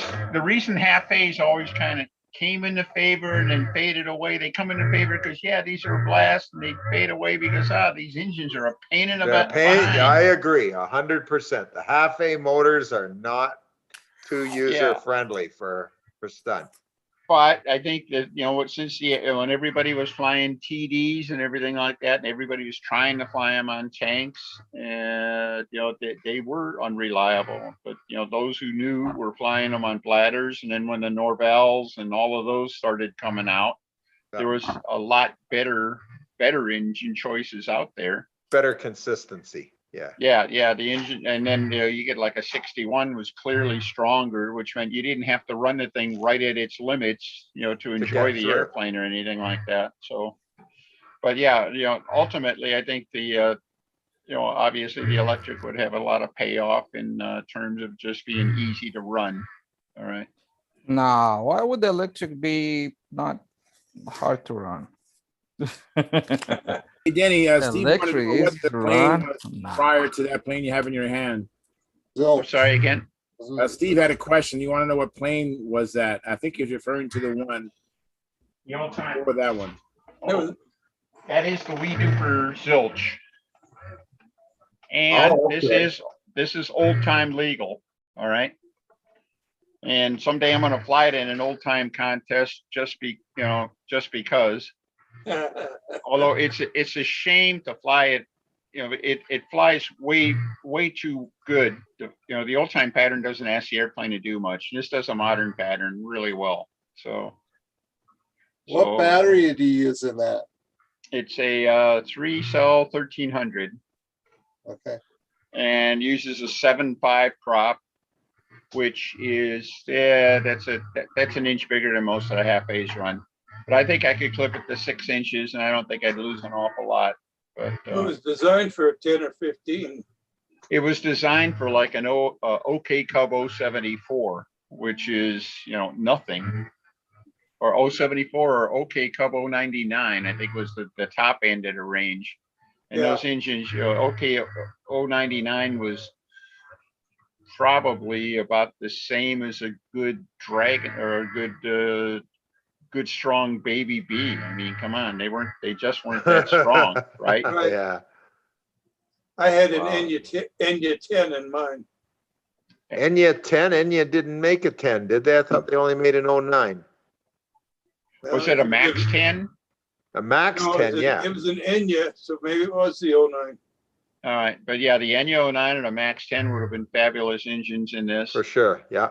No and doubt. I think Bob Zambelli has one with a K&B Greenhead 09 that just looks right. Yeah. That's the best way to put it. Well, I found mine to be a very fun flying airplane. Yeah.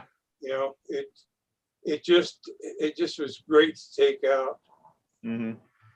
Hey, Dennis, I'm not one of them, but there's some people out there that would want to hang you for putting an electric motor in an old time.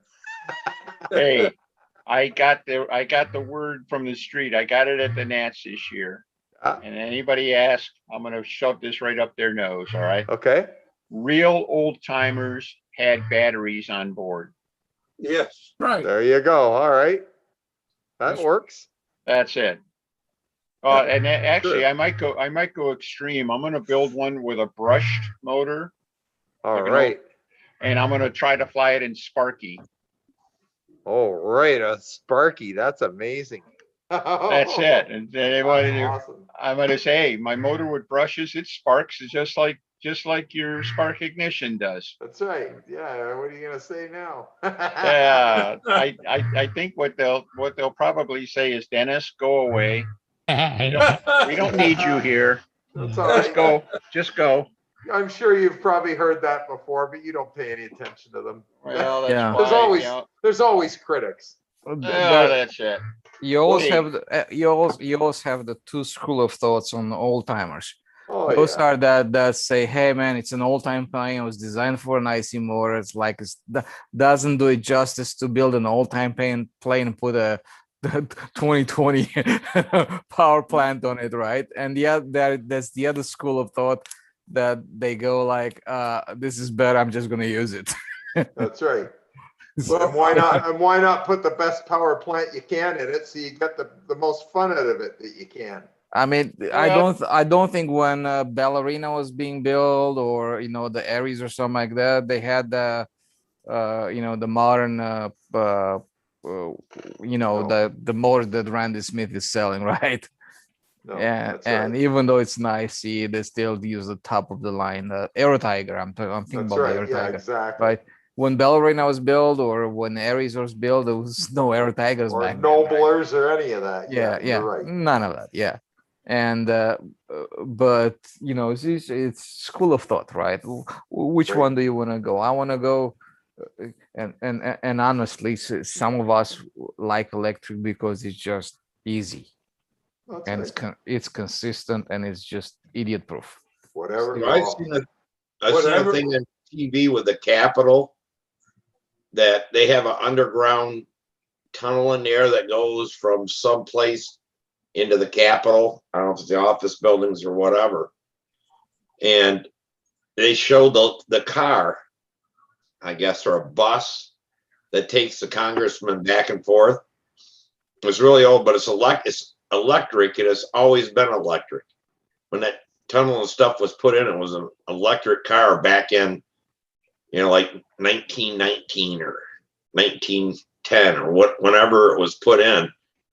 They ran electric cars, and it's like, oh, okay. But they said there was electric cars back then. There was. Just that there wasn't that many people that used them. All you got to do is read Donald Duck comic books, because his grandma Duck had an electric car. All right. Well, that makes sense for a tunnel. You would want to get that gas and inhale all the fumes to kill you. Yeah. Yeah, exactly. And that's, but I didn't, realize, until all this stuff happened, that there actually was a basement with a tunnel and everything like that. You know what the first electric car was that I ever rode in? What's that? A golf cart. You know that Howard Rush, but Howard Rush, Spirit of 52. Let me make you big if I can. You might need to talk though, Dennis. Gotta say something. This is something I earned at the 2014 Nationals, Spirit of 52. Okay.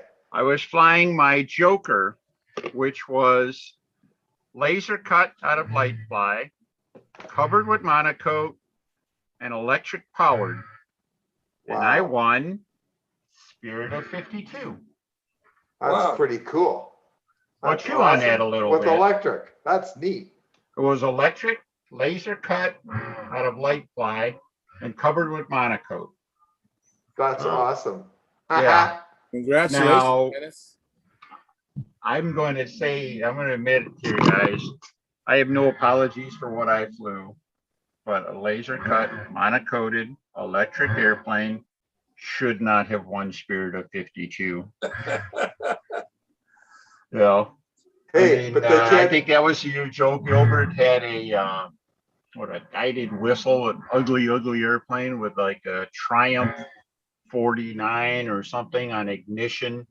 The thing was so loud. The pylon racers on the other side of the AMA field, they called over and says, "Hey, will you guys quiet that down over there?" And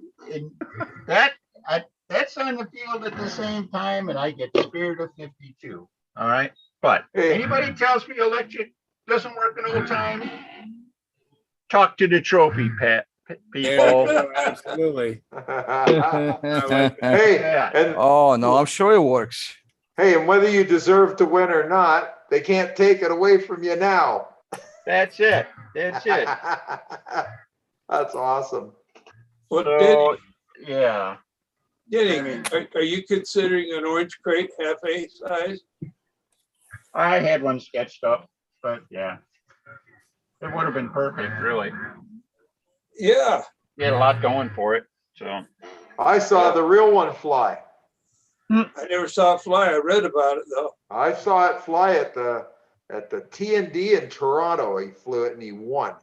Hang on, Mel's trying to show us something. Mel, you gotta I'm gonna change the view and you gotta say something so the camera will make you big. He's frozen on my computer. He's muted. Yeah. Yeah, he's muted and he froze up. Okay, I see him, but he's just muted. How's that? All Hear right. me now? There you go. There you go. I just love the half A talk, and I was just going to show you this little Pico version that I do for combat. I've carved it all off. This is actually lighter than the Fora with the engine mount. So I just got to do a little needle assembly here pretty soon. I'm going to go fly it tomorrow. Wow. Pretty fun. It's about 34,000 RPM on 10%. Whoa. Yeah, I run a 463. 34,000. Yeah, that's what you got to run if you're going to play combat these days. Ledonk, that Mike guy, he's got one that I saw turn 30. Mike Lonke, yeah. Yeah, he was turning 35 with a Cyclone. That's hard to match, you know, but he was running 40%. I think this will run that if I run 40% in it, but I don't really want to do that. I want it to last a while. What motor is that? That's a little Pico. Oh, I'll show you what they come in. They come like this. They're a little buggy engine. They come like this, and they're kind of heavy, but they'll outrun the Fora. I think they do, from what I can prove, and I'm at altitude, and so I turn them into this, and I put a different crankshaft in them. We gotta look a different crankshaft, okay? Yeah, because the stock crankshaft in the things break, and so I make this different crankshaft and put them in there. And I haven't broke one yet. So yeah, it's been pretty fun. And so I'm making one to enter the speed thing up to the Northwest and getting some combat birds together. Here's my wings on my little half-A proto. That's just the Roracell core with this airfoil. And this is the tissue in the back. You know, it's just the carbon val tissue that'll give me the Roracell? And yeah, out of Roracell. This is a 1/16 carbon leading edge. Then I'll sheet it with 1/32 in the vacuum bag.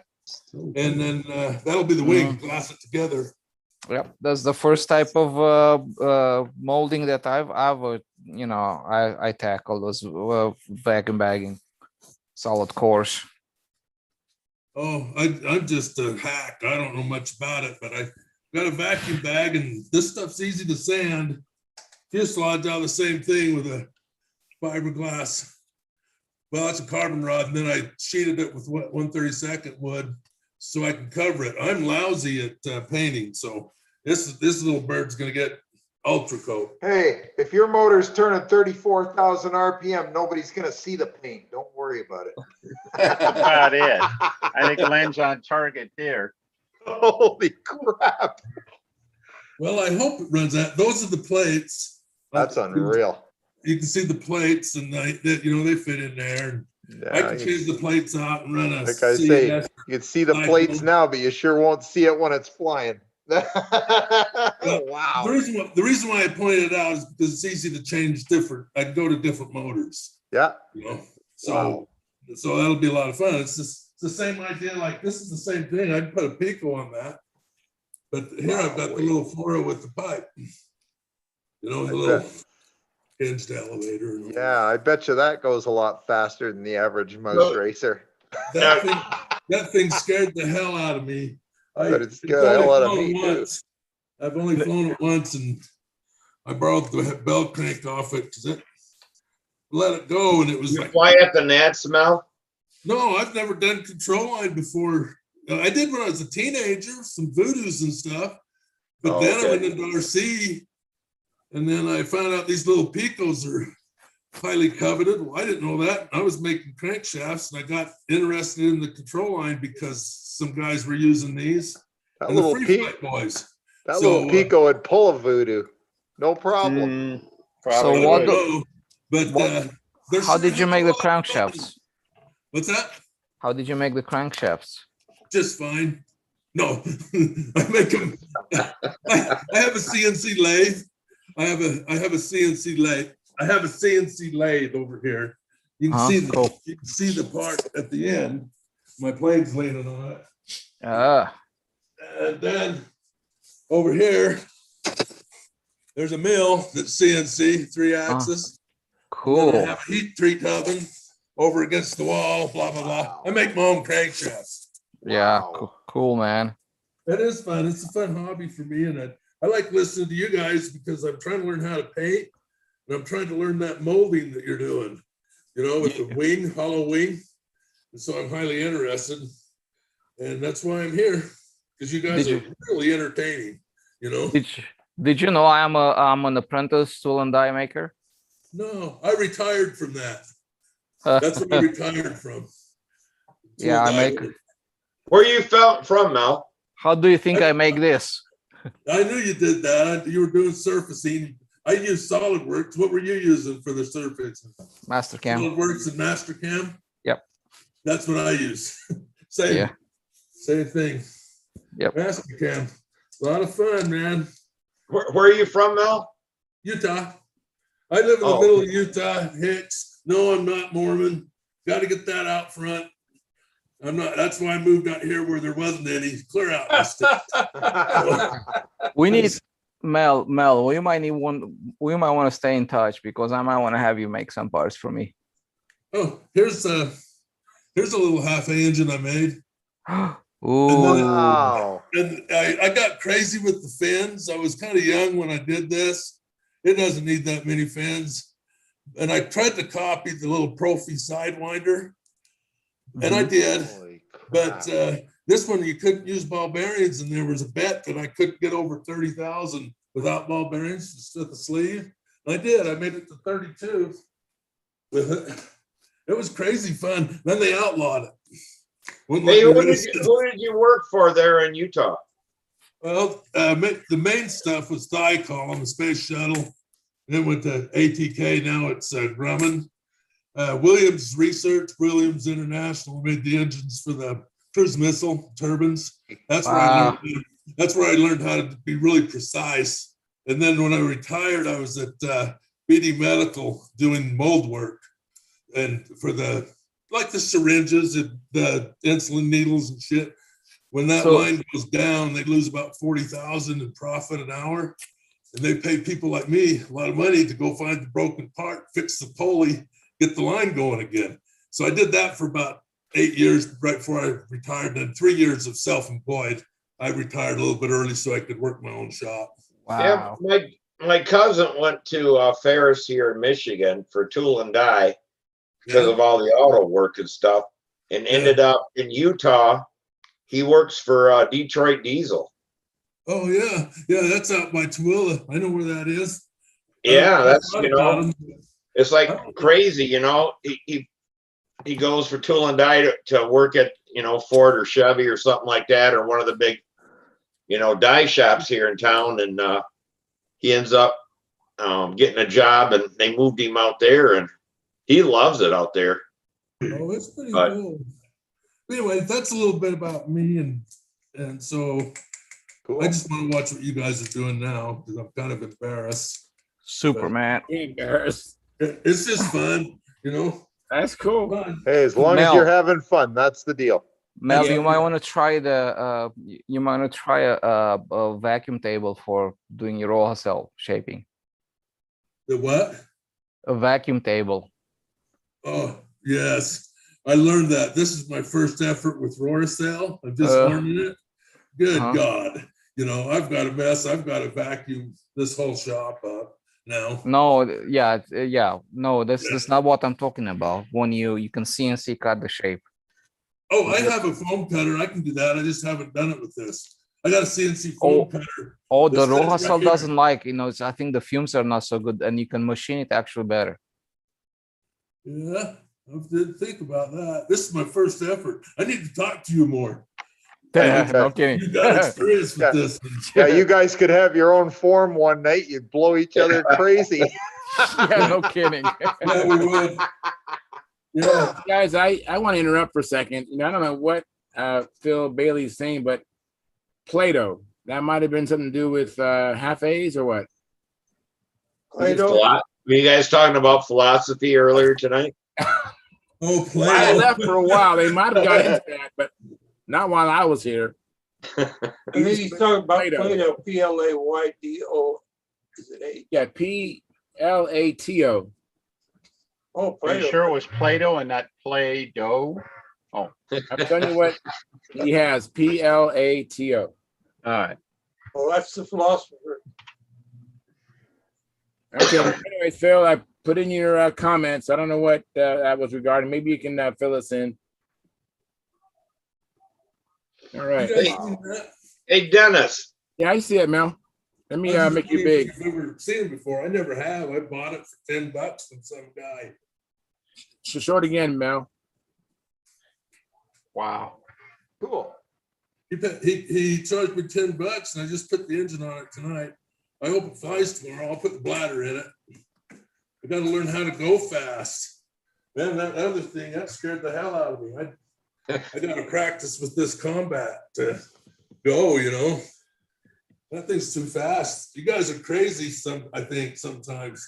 When it comes to combat in the area you live in, you need to talk to Delaney.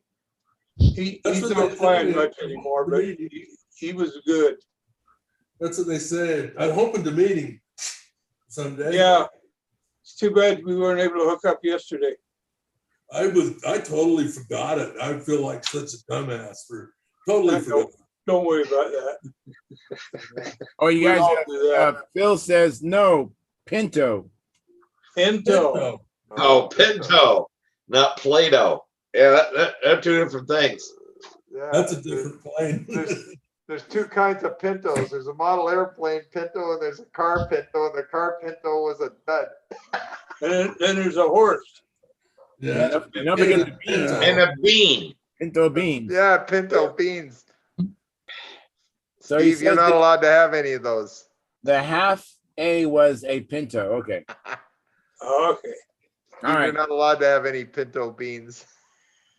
What was the half-A plane that Keith Trossel designed? Tercel. Tercel, yeah. I've been told that's a good flying airplane. I think that was about the king of the heap. You know, when at the one time at about the time that half A crested. Windfall had a mini Olympic that was really, really good. And Bob Barron had he called it the Bearcat. Yeah. And it was kind of the ultimate, probably the ultimate expression of the whole humbug experience, you know. Very long fuselage, long nose, I think mostly for balance, and stabulator, no flaps or anything, but that flew really well too. So yeah. I think Gary, I know what what's you're so talking about. interesting on the floor? Gary, what's so interesting on the floor? No, I think he's just asleep. You know that. He's gone. Philip He's Bailey not answering. Phil Bailey says it looks like a Oriental. I think he's referring to the Pinto. Oh, Yes. okay. Looks like an Oriental. yeah. Cool. Right. Here's my fat butt at thigh call before the CNC days. That's how long I've been machining. There's a picture of my young butt standing in front of a space shuttle part. Oh my goodness. Yeah. Who's the ugly guy? What's that? Who's the ugly guy in the picture? That's the thigh call. There's Mel. the space shuttle thing.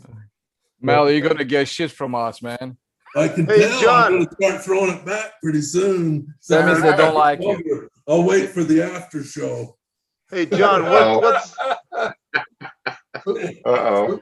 the fly swatter for? Yeah, fly swatter for him. Yeah, John's got a fly John. swatter. I don't know what's up with that. Are you ready to hit somebody if they say the wrong I've thing got- or what? I don't got know. I three- think he's waiting for the after party too. Yeah, I think Got so. 3 He's flies. gonna trade it out for a Louisville Slugger or something like that. No, if you throw it just right, it acts like a boomerang. Ah, Your cat won't get them flies? No, she's trying to make holes in me. But there's 3 flies in here just been bugging me all dang day. I'm going to get them suckers. That Yeah. little dog is Samantha. That's the best fly catching dog I've ever seen in my life. Mm. It takes her about a half an hour or so, but she will hunt down that fly until she catches it. I got one cat that's like that, but she's outside. So, I can catch flies with my bare hands. can you? I can catch flies with my bare hands. I tried chopsticks, but I wasn't with a shit. You both seen the same movie. yeah. No, So I'm not if I don't talking like about it- that. No, really seriously. I just use my hand. I catch the fly. No problem.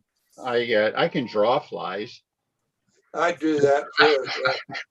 And I don't even need a pencil. With an ink pen, or you mean just No, just Around sitting you. here, they just kind of show up. Yeah. Yeah. I knew an old farmer, and he had a great way of dealing with flies. He never used a fly swatter. All he did is he'd wait till they land, and then he wouldn't try to hit the fly. He'd clap about 6 inches above the table and get them every time. He was amazing. Huh. That's So, kind of what as I soon do. as as soon as they flew up, they'd fly right between his hands and bang, done. I couldn't believe this guy. He was just knocking them off like one right after another. No problem. You know what I do? I just get if the fly is here, I just get my hands very slowly behind it, and I stay just above the fly, and I go. Yeah, exactly. And I go forward and I close my hand at the same time. Yeah, squeeze them to death. Yeah. I remember a story. Sometimes I catch them alive because they go inside my hand. Yeah, I remember a story about the greatest swordsman in France, but that's probably better for the after party. Yeah. Hang on to that thought. Yeah, that's it. That's it. You only got 4 minutes to go. All right. Behave myself. When a fly lands on the ceiling, does it do a half loop or a half roll? Half roll. They actually studied that out. No. This is. You guys have been smoking something funny. Yeah, we got an agreement with the flies. We don't climb the walls and they don't fly stunt. All right. So. That's right. Yeah, I never seen a fly do a square 8 yet. That's it. Hey, Dennis. Yes, this is from Mike Paris. He sent me this thing today. And on his SV11, he flew it today, and he did it with a 4-cell and 6-cell. And I'm not sure exactly what the motor he had in it, but with the 4-cell, he said, went from peak with the 4-cell at 130 degrees Fahrenheit. I guess that's in the ESC. And with the 6-cell, 180 degrees. And he showed the graph, which I can't make head nor tails out of, but yeah, it seems like that would be the opposite way. You should have less heat with 6-cell. I don't know. There's switching losses, and in ESC, he was probably running hot because if he was running the ESC, he had a motor set up for 4 cells and put 6 cells on it. I mean, he had to run it at like 40% throttle. Yeah. And doing that, his switching loads would have been really, really inefficient and hot. So that's possible. I'd go there. But that's not, the ESC temperature isn't just a matter of the current going through. It has to go. Basically, you want the throttle. Castle Creations tells you to run the set up the motor KB and the cell count and top and everything like that. So you're running it somewhere between 70 and 85% throttle. All right. And what that does is that leaves you at 85%. You still got 15% more to grab, to make up for things like battery losses, and, loading up in climbs and stuff like that. If you're below 70%, you're getting into an inefficient mode for actually switching out the frame rate. I got something I can show you on that, but it'll take me a minute to find it and load it up. So stand by. Well, okay. We're going to bore everybody with some more electric stuff. So yeah. Anyhow. Anyways, let me start wrapping this thing up, and we can transition to the after party. We don't stop. We just stopped the live stream, and we call it the after party. To get to the after party, you need to be a member of Stunthangar Forum, and at the link, there's a link called At the Bench, and there's a link there, and that's how you get into here. And we just turn off the live stream. Anyways, we had a good show today. Thank you very much for coming in and watching. Appreciate it immensely. We had some good conversations. I really enjoyed the half-a conversation. That was something we haven't talked about before, and that was great. And we've had some good dialogue on the chat box, and we've had as many as, looks like the highest viewer was around 23 tonight, which is not bad for a Monday. We have 24 likes, and so thank you very much. But we don't have any chat revenue, and we don't have any new members. So please consider joining the YouTube channel memberships, which start at just $4.99 a month. And don't forget the super chats. If you don't want to have a monthly subscription, you can donate there at the super chat. And we appreciate what you guys did do for the Nats. I know that you guys really helped out Sparky immensely, and we also helped Sparky out with the Zoom Pro expense. So we really appreciate you guys' support. Anyways, I'm going to turn off the live stream, and we're going to continue on having some fun. And sometimes we have even more fun in the after party. And so I want to stop the live stream. Until then, go out and have some fun. Fly, come back to the Friday show. Tell us all about it. And we will see you then. Hope you have